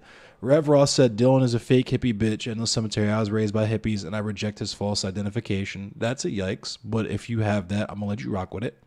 Proudly Radical said, well, Dylan Burns is a grifter. Fuck. So the platform he created is going to be crap to start with. The whole debate scene is nothing more than just an advertising methodology for grifters. That's Real talk. same goes for Prime Kai's as well. I unfollowed Prime Kai's. I'm not going to say why. I don't want to get into that right here, but I unfollowed Prime Kai's. Nemesis, the Warlock is not even correct. It would be subspecies, right? Time to correct Wikipedia. Yeah, Nemesis Warlock.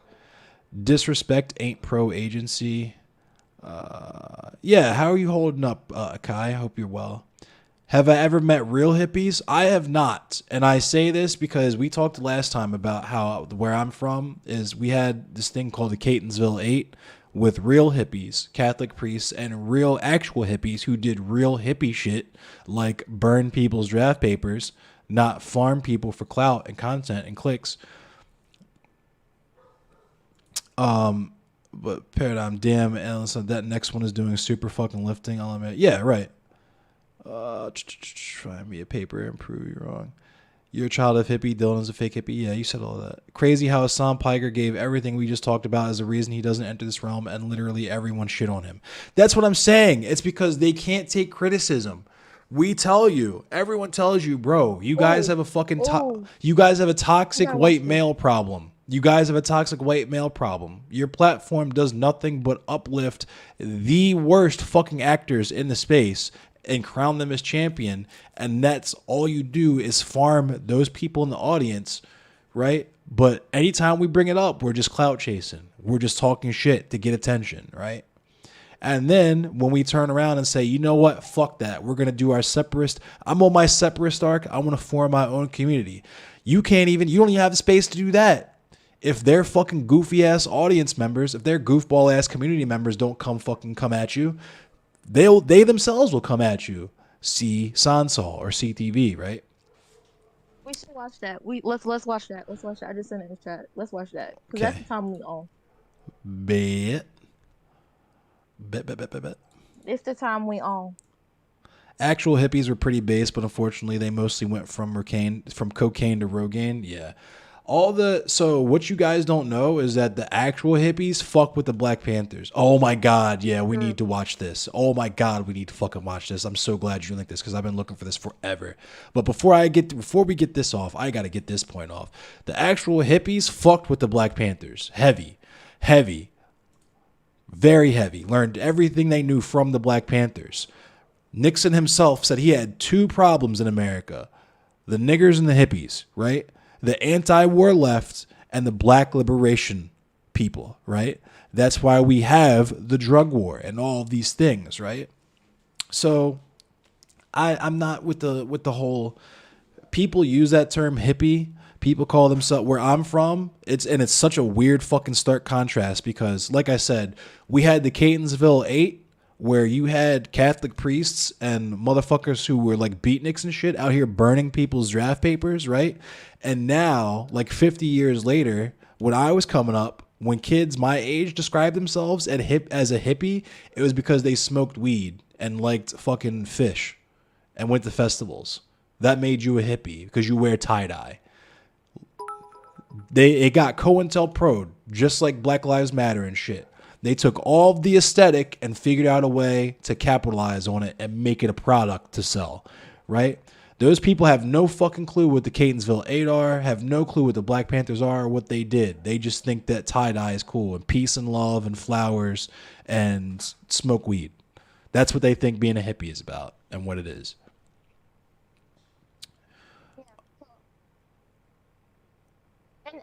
And this is just the last thing before we go on to the video. And this is what I mean by there's sometimes where I can't take niggas seriously. What you're gonna tell me, right, is that you're gonna fight for me, fight for my rights and people who I advocate for and my people's rights, but you don't know shit about history, but you can sit there and jerk off about theory and philosophy. Right. Make it make sense. Right. This man is saying that because this man's going to sit up here and say that us pointing out that he is openly saying that he thinks he knows better than actual black people how to advocate for black rights is us weaponizing our identity as black people, and then 15 minutes later is going to say, I didn't know that subhuman was used during slavery. Like, it's the shit writes itself. But let's watch this video that you linked because it's important and I want all my viewers to watch this.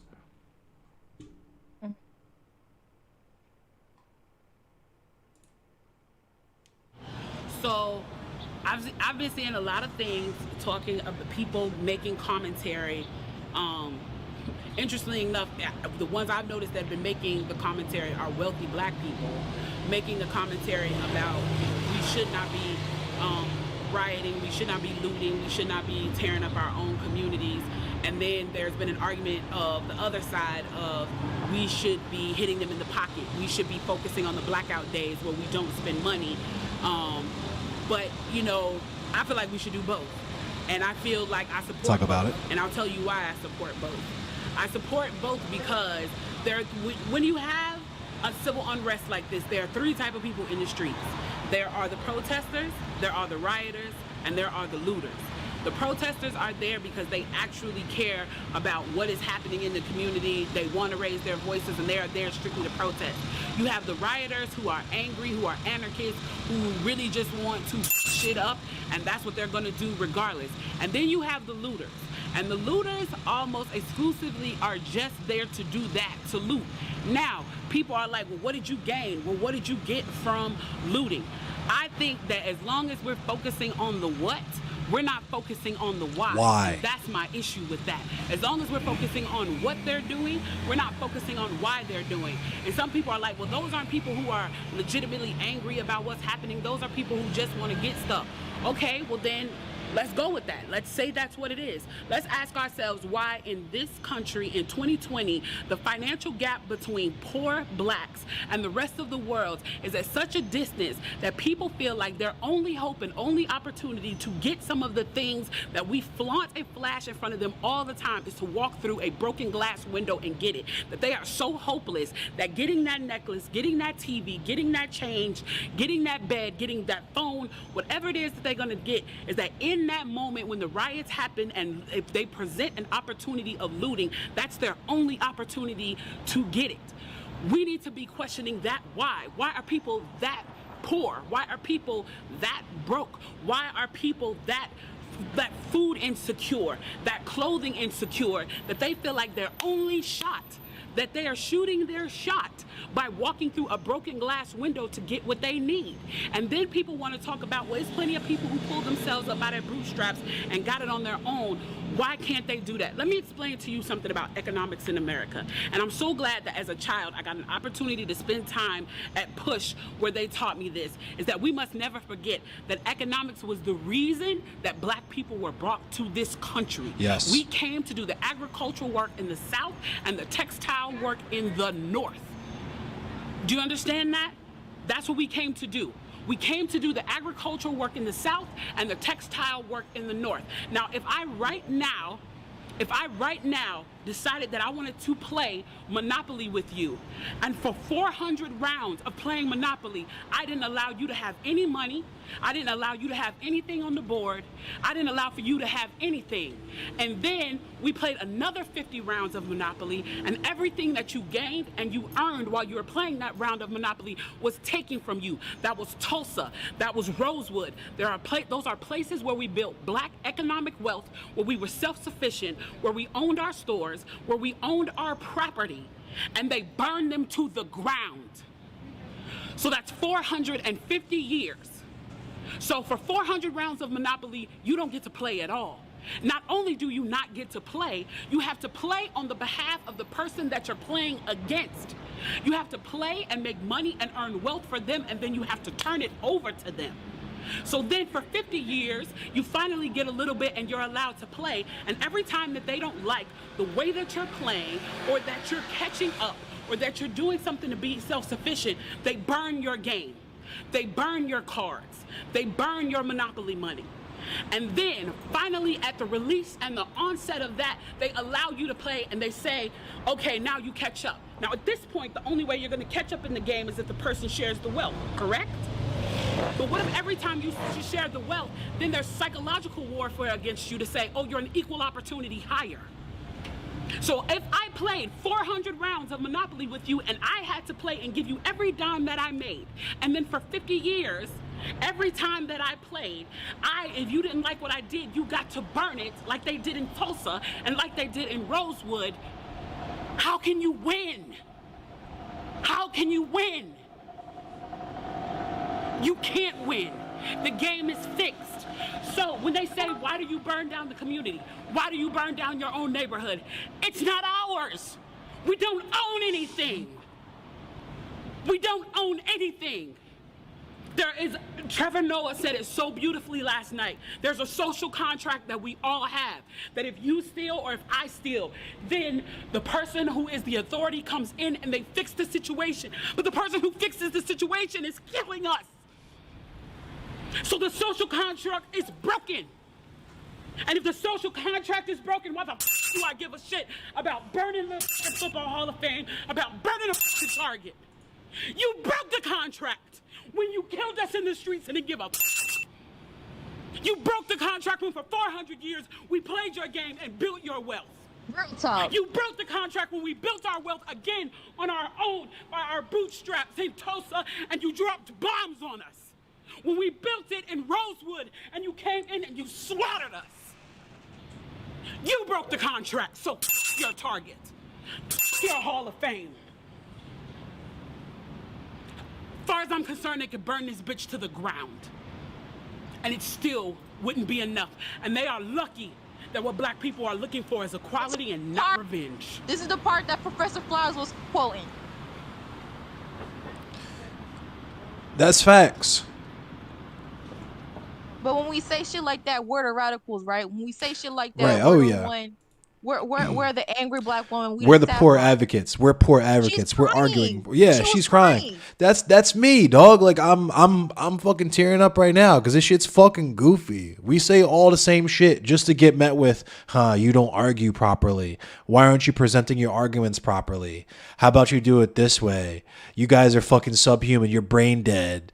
Like, fuck out of here with all that fucking goofy shit. You literally sit up there and cap about how you're a fucking sock dem or a leftist, right? And your favorite fucking streamer is Destiny. Dude, you're a fucking liberal. Not only are you a liberal, you're the worst kind of liberal. You're the exact type of fucking liberal that Malcolm X and fucking Martin Luther King Jr. warned us about. You're the type of liberal who says racism's not as bad as it was. What the fuck did Malcolm X said? He said, you don't stab me in my back 8 inches and pull the knife out 4 and call that progress, motherfucker. You pull the knife all the way out and dress the wound and pay retribution. Or pay restitution, I'm sorry. It's just, it's infuriating. It's infuriating. And I know I'm getting emotional in this moment. And here's what's fucking crazy. The same people who sat up there and called me wrong for making fun of CTV for crying because Destiny clapped his fucking cheeks in a debate where he said it's all pink on the inside are now going to make fun of me and be like, look how he's crying. He's getting emotional. Because I'm tired of fucking trying to turn the validity of my fucking existence into a debate, dog. I'm not here to fucking debate whether or not black people deserve to get shot in the fucking streets.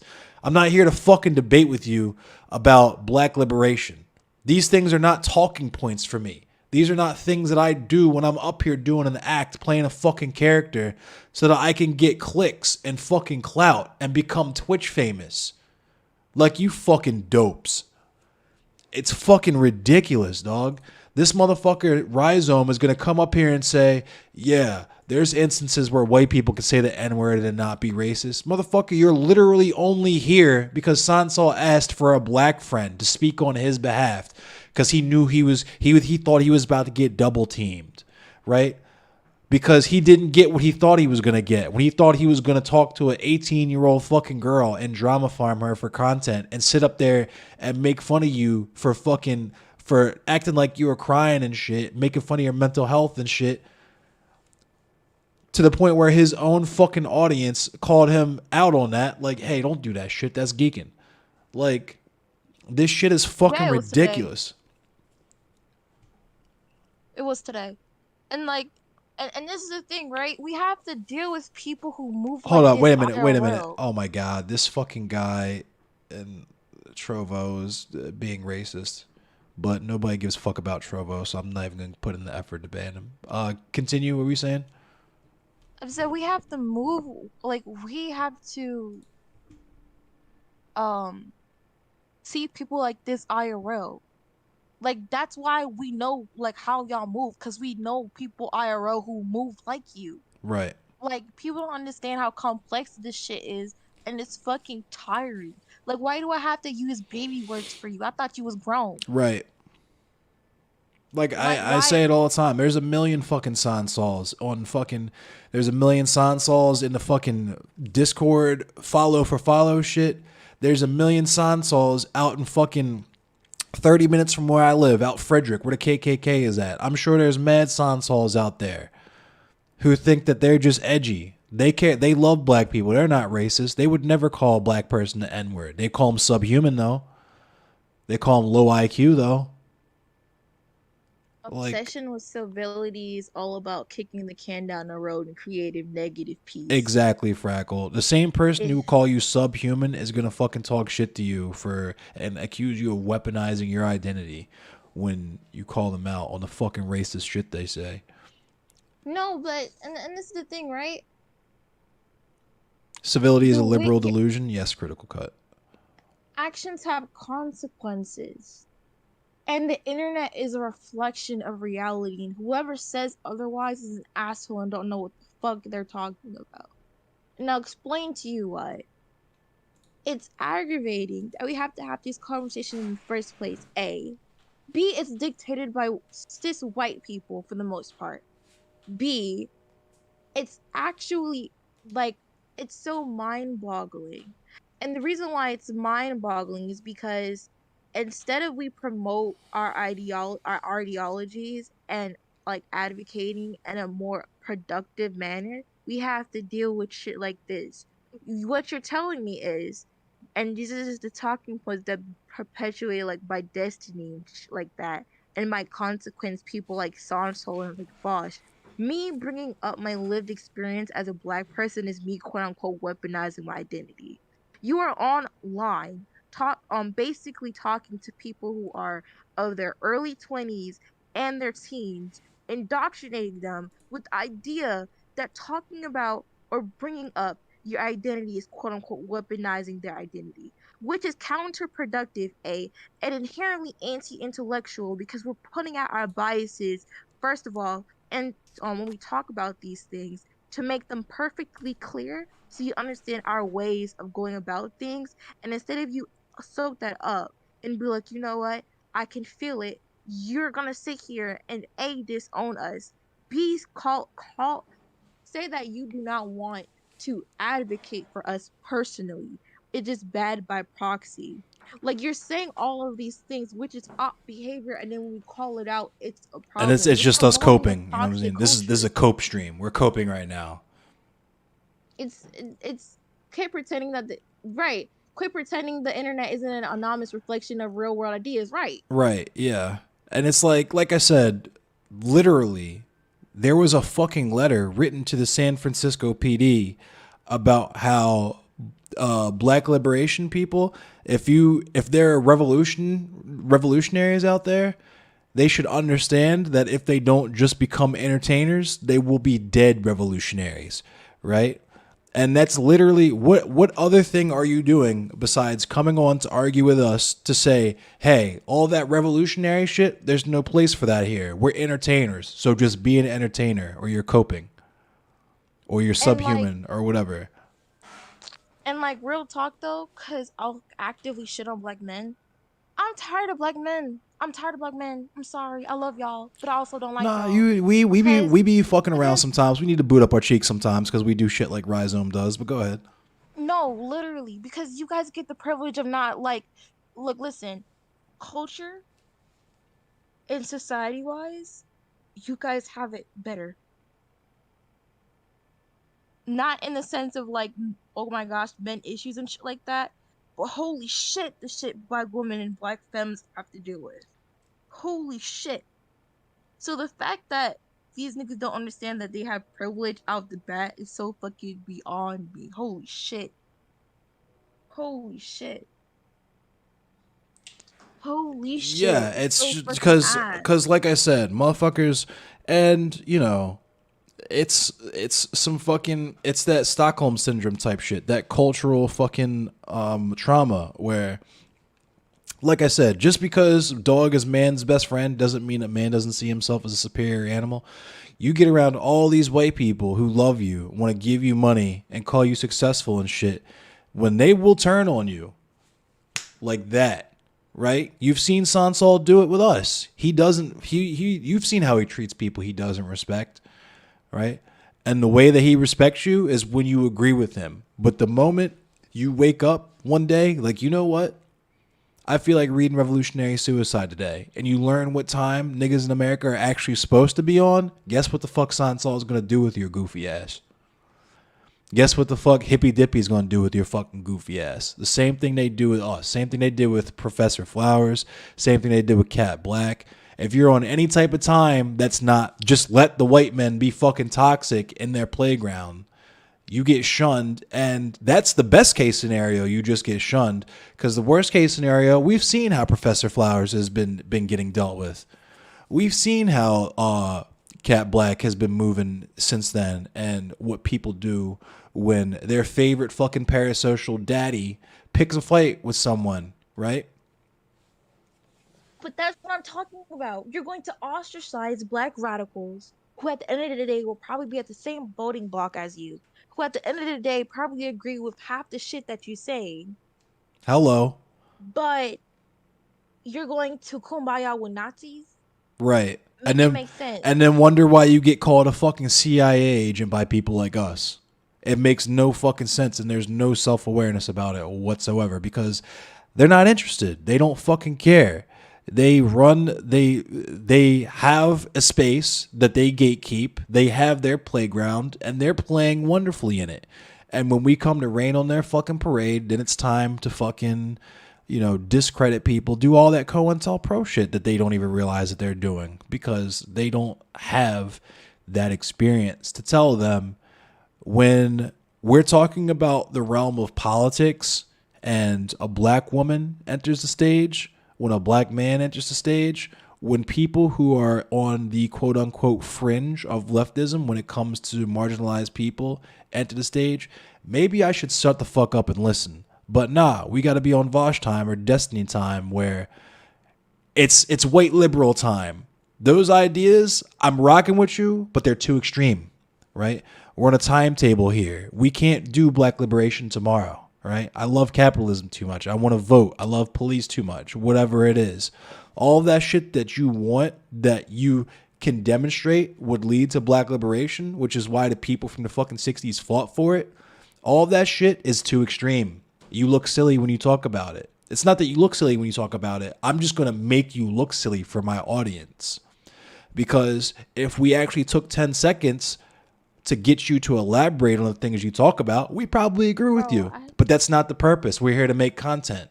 So when you say things like abolish the police, when you say things like abolish whiteness, well, you sound silly. You must be a black supremacist. We'll get you the fuck out of here. So nobody will ever pay attention to you or acknowledge anything you say ever again. That's why I say shout out to people like Kai and Proudly Radical, because he knows what the fuck is going on. And all the people that came from that audience, I appreciate you. And I appreciate you coming and joining the conversation and being so fucking cool. And I hope we continue to snowball our fucking anarcho-communist fucking community, because we're the real leftists, like the actual leftists, not we're. And I said this, there's the online left, air quotes, and there is leftists online, right? The online left is fucking Vosh, Sansol, right? Rhizome, Destiny, all these people who readily admit they don't do shit. They'll do a fundraiser stream or they'll do a fucking mutual aid fund stream here and there. But they got every excuse in the book not to fucking come out. And, you know, what does Sansol say? He gets paid once a month and blah, blah, blah, blah, blah. I know people who live on the fucking street who serve food with food, not bombs, bro. Hold on, because wait, hold on, because my man Sansol is talking shit about me right now. Let me address you, sweetheart, because you obviously don't understand what this conversation is Where's he about. even? Okay, Where is he? don't even worry about it. Don't even worry about it. I'm gonna Okay. address you, and we're gonna keep it rolling, because we're not even talking about you at this point. Let me explain something to you, because you want my attention so bad. You love having a So mommy weird. double Why is this nigga so bad. weird, bro? Why is this nigga so weird, yo? I'm gonna tell you and explain Corny ass to you piece of shit, dog. my problem with you and why I'm like, okay, I'll respect you as a human and keep it rolling. I've said this before and I will continue to say this. I do not have the luxury of being colorblind. I do not have the luxury of not seeing my gender, my race, my queerness, me not the fact that I am poor. I do not get the luxury of not seeing these things. I see this to the day to day. I see this with my little fucking brothers. So you and your community can suck my dick because of the way you're acting. The way you're acting. Dog, All I'm just take saying, your little no, wait, goofy. Okay. wait. All I'm saying is that my perspective is different from you, and the way I advocate is different from you, because I am not allowed the same luxuries as you. That's all I said. And because you don't understand that, and because you move so funny, I can't fuck with you. People will actively act like you and then call me a nigga at the end of the day. So I can't fuck with you, not just because of the fear of how you interact with people, but because you're promoting the way you're interacting. This nigga's so There's people weird, who yo. tell me I'm not black enough to talk about black issues, and they're white. There's people who call me an angry black woman because I'm passionate. I don't have time to be interacting with people who don't understand the complexities of white supremacy. I don't get the same treatment as you. Period. I don't get the same treatment as you. I don't get to be civil and be looked at correctly. You can be civil and everybody cater to you. I be civil and I get shit on every side of the aisle. So you and your not your family, because that's not, I don't even fuck about your family. That's not the point. You and your community can suck my dick because the way you acting. Now, if you would have checked yourself and want to talk to me and talk about advocacy, well, then we can talk about it. But I never said you had a moral obligation. I never said that, oh my gosh, well, all of this other shit. All I'm saying is that if you're going to say you're fighting for me, be real about it. There's people like Kevin FM. There's people like Frackle. All of these people that She's I literally fuck with, talking to KP, Sansol right now. Fluff, Sansol is weird as who are of fuck, other bro. races Where that is he fuck with even? me. Sansol's so weird, But the bro. way you acting weird. There's people who are doing what I'm talking about. I'm not moving funny. You actively trigger people the way you're talking about. The way you're moving is actively triggering because we see people who move like you. There's nothing more or less about it. So it's either you be real and move correctly, or you can suck my ass. Just take your fucking W, dog. Like, the fuck is wrong with you? Take your little goofball ass, meaningless little fucking W, eat a dick, and choke on it with your fucking community, dog. Like, I truly don't understand what his obsession with you is. The man's mad fucking weird, moving hella funny.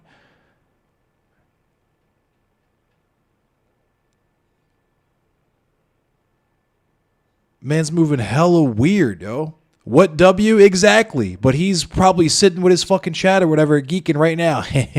I won. Who gives a fuck, bro? Who gives a fuck? You just sat up there with your little goofball ass friend Rhizome talking about how nobody takes this shit seriously. Who fucking cares? Suck my dick and choke on it.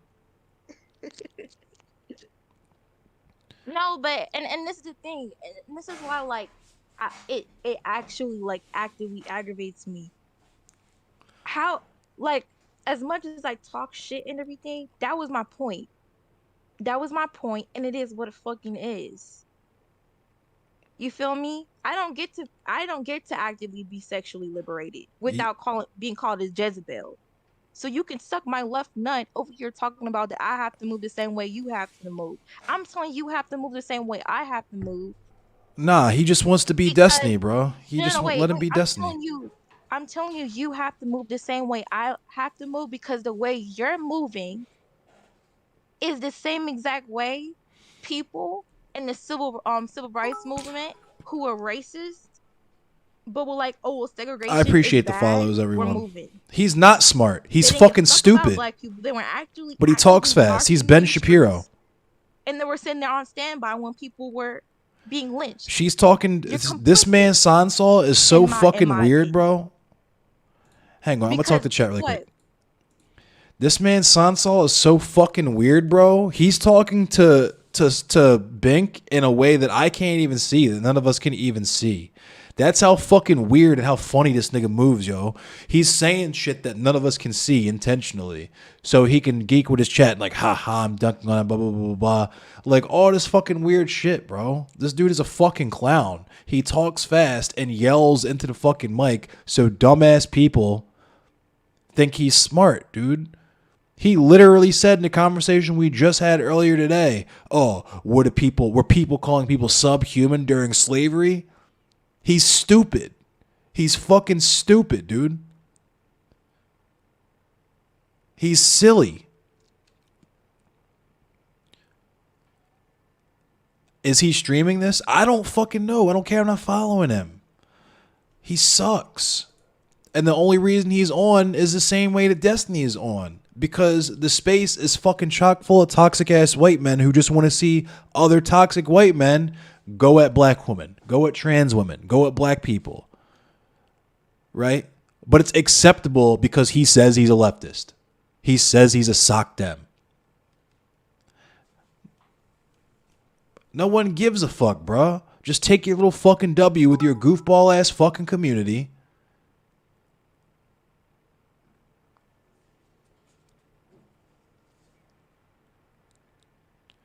Nah, I'm not. What would I debate him about, Greycraft? We already heard him. He's not trying to learn anything. He wants to win. He wants to. He wants to be hippy dippy champion. Right. I'm yo, Paradigm. I'm not about to get into no TOS shit right now, but Paradigm said it. I'm too old for this dragging shit out shit. This motherfucker was talking about how he fucked my mother. I rape children. Is calling Bink a stupid bitch. The motherfucker just needs to. It'll just be a situation where if I see him, because I know the motherfucker probably never leaves his house. He just goes to school, right? It'll just never. The only reason he's comfortable saying this shit is because he knows I'll never force an interaction with him in real life. Destiny would never say the N-word to anybody's face. This motherfucker Sansol would never call me subhuman to my face. He would never tell me to my face. I want him to. I hope we go to TwitchCon or something like that, and he's there. I got $500, a cold hard cash money for him to tell me to my face that he fucked my mother and see what happens and stand on it like a real fucking man, like a real man. Tell me that shit and stand on. Look me in my eye and tell me that you fucked my mother, Sansol. I want you to. I want you to so bad. I'm so horny for you to do that. I'm hornier than you are for Bink or me to come onto your platform so you can farm us for drama content for the next 2 or 3 weeks on your little piece of shit drama channel that people only pay attention to because Destiny is banned. I want you to so fucking bad. Sorry, I was addressing chat. Nah, it's all good. And this is the thing, right? Because he's talking about how he's gonna go over the shit, and Why is he talking about fucking my mother? Sounds pretty weird for him to say that. Because he's fucking silly, dude. That's what his shtick is. It's toxicity. It's not politics. It's just I'm gonna say the craziest shit possible. It doesn't matter who the fuck I'm saying it to. That's You what. guys know my link. Oh, Yeah. y'all are so. I love how y'all are so supportive of me. I'm Ellen, sorry. Ellen, I had to. yeah, follow Bing Princess. Ellen DeGeneres said earlier, I want to do shit, but I only get clout from trolling. These motherfuckers are trolls, bro. They're political trolls. They don't fucking know about any of the shit that they're talking about. We demonstrated that in the conversation that we had with them earlier. This motherfucker Sansol said he didn't know that subhuman was used to refer to slaves. And this motherfucker Rhizome is up here talking about white people can use the N-word and not be racist sometimes. These people are silly. They got destiny brain. They gotta say shit like that because if they acted like us, they would get the same treatment that they're giving us right now. Right? They're silly. Y'all all know that they're silly. This is why we have our own community that's completely fucking separate from the hippy dippy shit. This is why we have our own shit that's completely separate from the quote unquote left. The online left. I just want to say, I appreciate you guys' support for real, like that ass. I support the fuck out of you. It's so refreshing. You guys give me too much credit for real, like actively. Hey, the opposite of that is fucking people like Sansol. So of course I'm gonna give you your fucking flowers because you fucking deserve them. Because you got to deal like with goofy fuckers like Sansol, who's weird as shit. And motherfucker, while we're on the topic of people who want to fuck children, why are you so horny to talk to Bink, my guy? Why? What is the motive behind that? No, I'm being dead ass. That shit is hella weird to me. That shit's hella funny to me. Like, fuck out of here. I am 100% aware that sometimes I carry the metal of the acceptable. No, it's okay, Paradigm. Paradigm. It's not even you. You play a very specific role, and I'm not gonna put you out there, but I see the vision and I fuck with it and I support it, Paradigm. But you know they're gonna use you that way. They're gonna use you that way, and I know you're not gonna let them. You're not gonna let yourself get rhizomed. You're not gonna let yourself get prime-kized.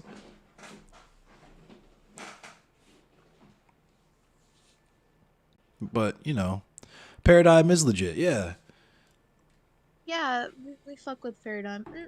And this is the thing, right? As I said, I don't hate Sanso. Like, I don't know why this is getting so drawn out. I'm just Right. pointing out a critique, and I'm just saying I don't look. Listen, I don't fucking know Sansol. He might be like CTV, where he's a completely different fucking person when that camera comes off. I don't know. Niggas move that funny. He's that weird, bro. Like I don't hate Sansol either. I'll say it like this, so I can put it in a nicer manner.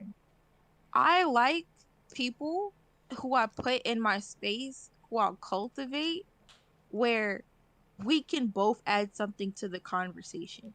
I don't think Sansol can add anything to the conversation. I don't think he can put a different perspective that I haven't heard before or any different information. Because obviously, when I bring up history facts about the civil rights of the Black Power movement, he doesn't know what the fuck I'm talking about. Right. So that means I can't engage in the conversation with you. That means we don't have this like a mutual like baseline to have a conversation about. And it's not a flex my knowledge type thing. It's just a thing where we have to understand our preconceived notions and the way we interact with people. That's about it.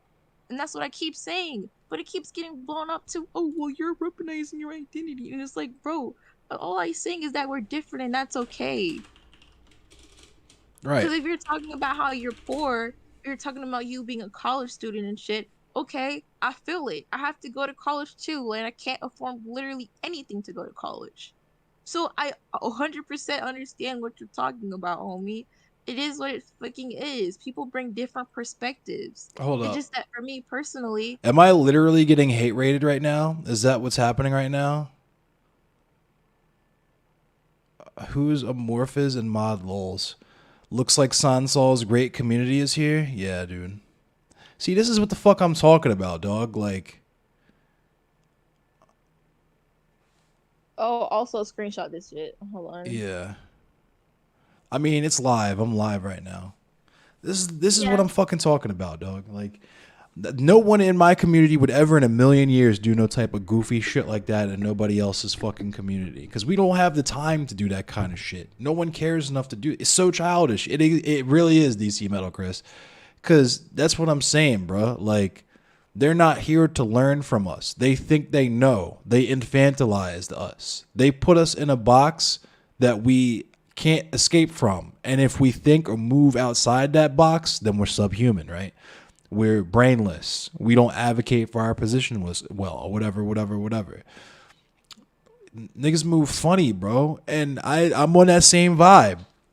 As goofy as this shit is, if he hit me up the link tomorrow, if he hit me up the link in 10 minutes, like, hey, we're doing a mutual aid string for a whoop-de-whoop-de-whoop, I'd be like, bet, I'll be there.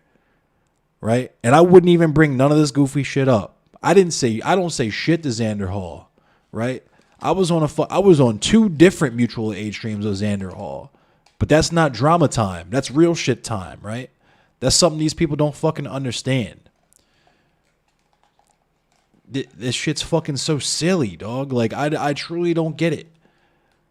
It's like I call you out for doing the thing, and your response to that is to continue to do the thing.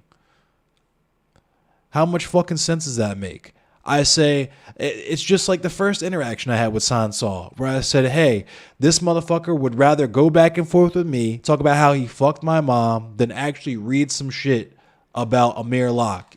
And he still doesn't know about Amir Locke. Imagine raping, enslaving, and genocide in the entire world, but calling others subhuman. I mean, ask Sansol why he thinks that's acceptable. He'll tell you, Destiny said it. And we all know what a great character Destiny is. The motherfucker just wants to be Destiny. Destiny getting banned was the best thing that ever happened to Sansol. Right? Because it's like when you ask for Coke at a restaurant and they say, is Pepsi okay? That's the greatest thing that ever happened to Sansol. Say, Mom, can we stop at McDonald's and get some chicken nuggets? Your mom says, we got chicken nuggets at home. Sansol has chicken nuggets at home. He's great value Destiny. It's not even that nothing he says or does is new or unique. That in and of itself is bad enough. But the motherfucker is trying to emulate the goofiest actor in the space because he has the most clout. That's literally it. And he calls himself a leftist so that he can live with himself when he looks in the mirror and understands that the best thing that he could possibly ever be is a clone of another man. It's pathetic. Bro, all he wants you to do is do better, bro. That's it, bro. Like, it's like all this. It's that shit simple. It's really that simple. I could give a fuck, bro. Watch this shit on stream. I don't give a fuck, bro. You can suck my dick, cause it's not that fucking deep, bro. It's literally not.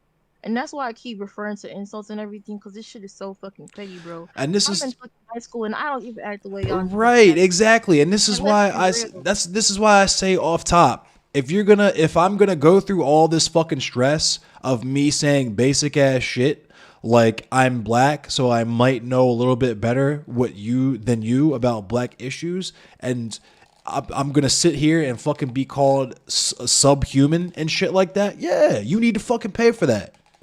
If you're not gonna pay me, and I don't ask you to pay me because I'm not a grifter like y'all, I work for a living.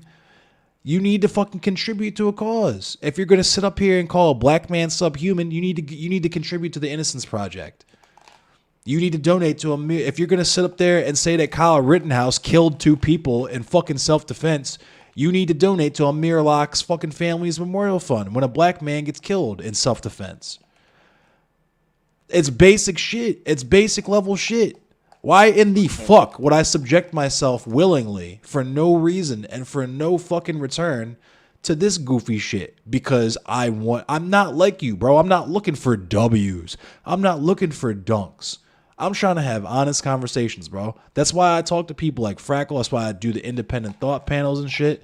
That dude fucking Jeb Tran from that panel was so butthurt that he couldn't say the word coon. He came in here all mad about it. I got him the fuck out of here because I don't have time for that kind of shit, dog. That's not what I do this shit for.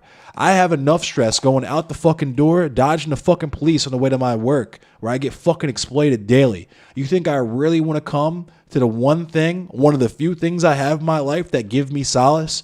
being able to speak about my experiences and black liberation and black history just for you to fucking come in here and call me subhuman because I'm not presenting it the way that you think it should be presented? Suck my fucking dick from the back. Suck my dick from the back. You need to pay me, or you need to contribute to a cause because you move funny and the people that you advocate for don't even fucking like you. I'll say like this, okay? This is how it works, all right? In white supremacy, nobody is able to have autonomy, okay? Nobody is able to not be coerced because of capitalism. Like, nobody is able to just live freely and move the way that they want to move. When it comes on to people like Sansol, our issue is that by default you're being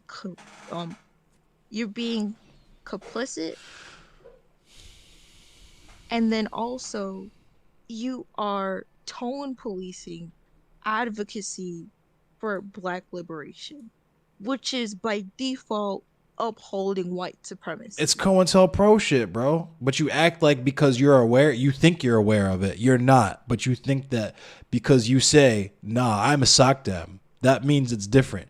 You understand how many fucking people, how many quote unquote leftists have come through and done that goofy shit? Malcolm X got clapped by his own fucking people, bro. Like, how fucking stupid are you? How fucking stupid are you? And you think that I'm supposed to just trust you?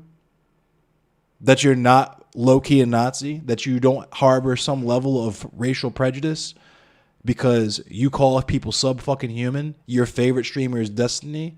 But you're not racist, though. You move funny. And then you get mad when people call you out for moving funny. And it's ridiculous because you could just, what a concept, not move funny. You could do all of the same toxic white man shit. You could do all that. Because I know you want to. You seem very strongly like the type to fucking get ready to shoot your school up when mommy didn't have the fucking chicken tendies ready in an orderly fashion. You can, because he's going to do, literally my first interaction with him was him telling me he fucked my mom. So I'm going to talk to him how I want to talk to him. I'm going to tell him the truth. You are absolutely not unique. There's not just a million of you on fucking Discord. There's a million you in America without a microphone in front of them. But you think you're different because you call yourself a sock dem and you're a Bernie bro. You understand how many fucking racist Bernie bros there are in America?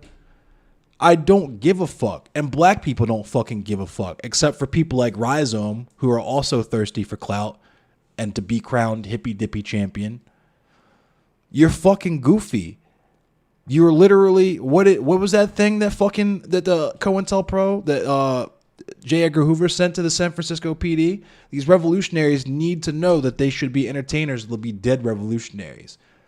You might not be making the death threats, but you're sure as fuck trying to make sure that people are only fucking entertainers in the space, to the point where I'm LARPing. Even though what I do is literally the fucking opposite of LARP, because I actually act on the beliefs that I have, but I'm LARPing because this space is meant for entertainers. You make no fucking sense, bro. And the only reason that people fuck with you is because they're just as fucking stupid. That's why you have so many conservatives in your audience.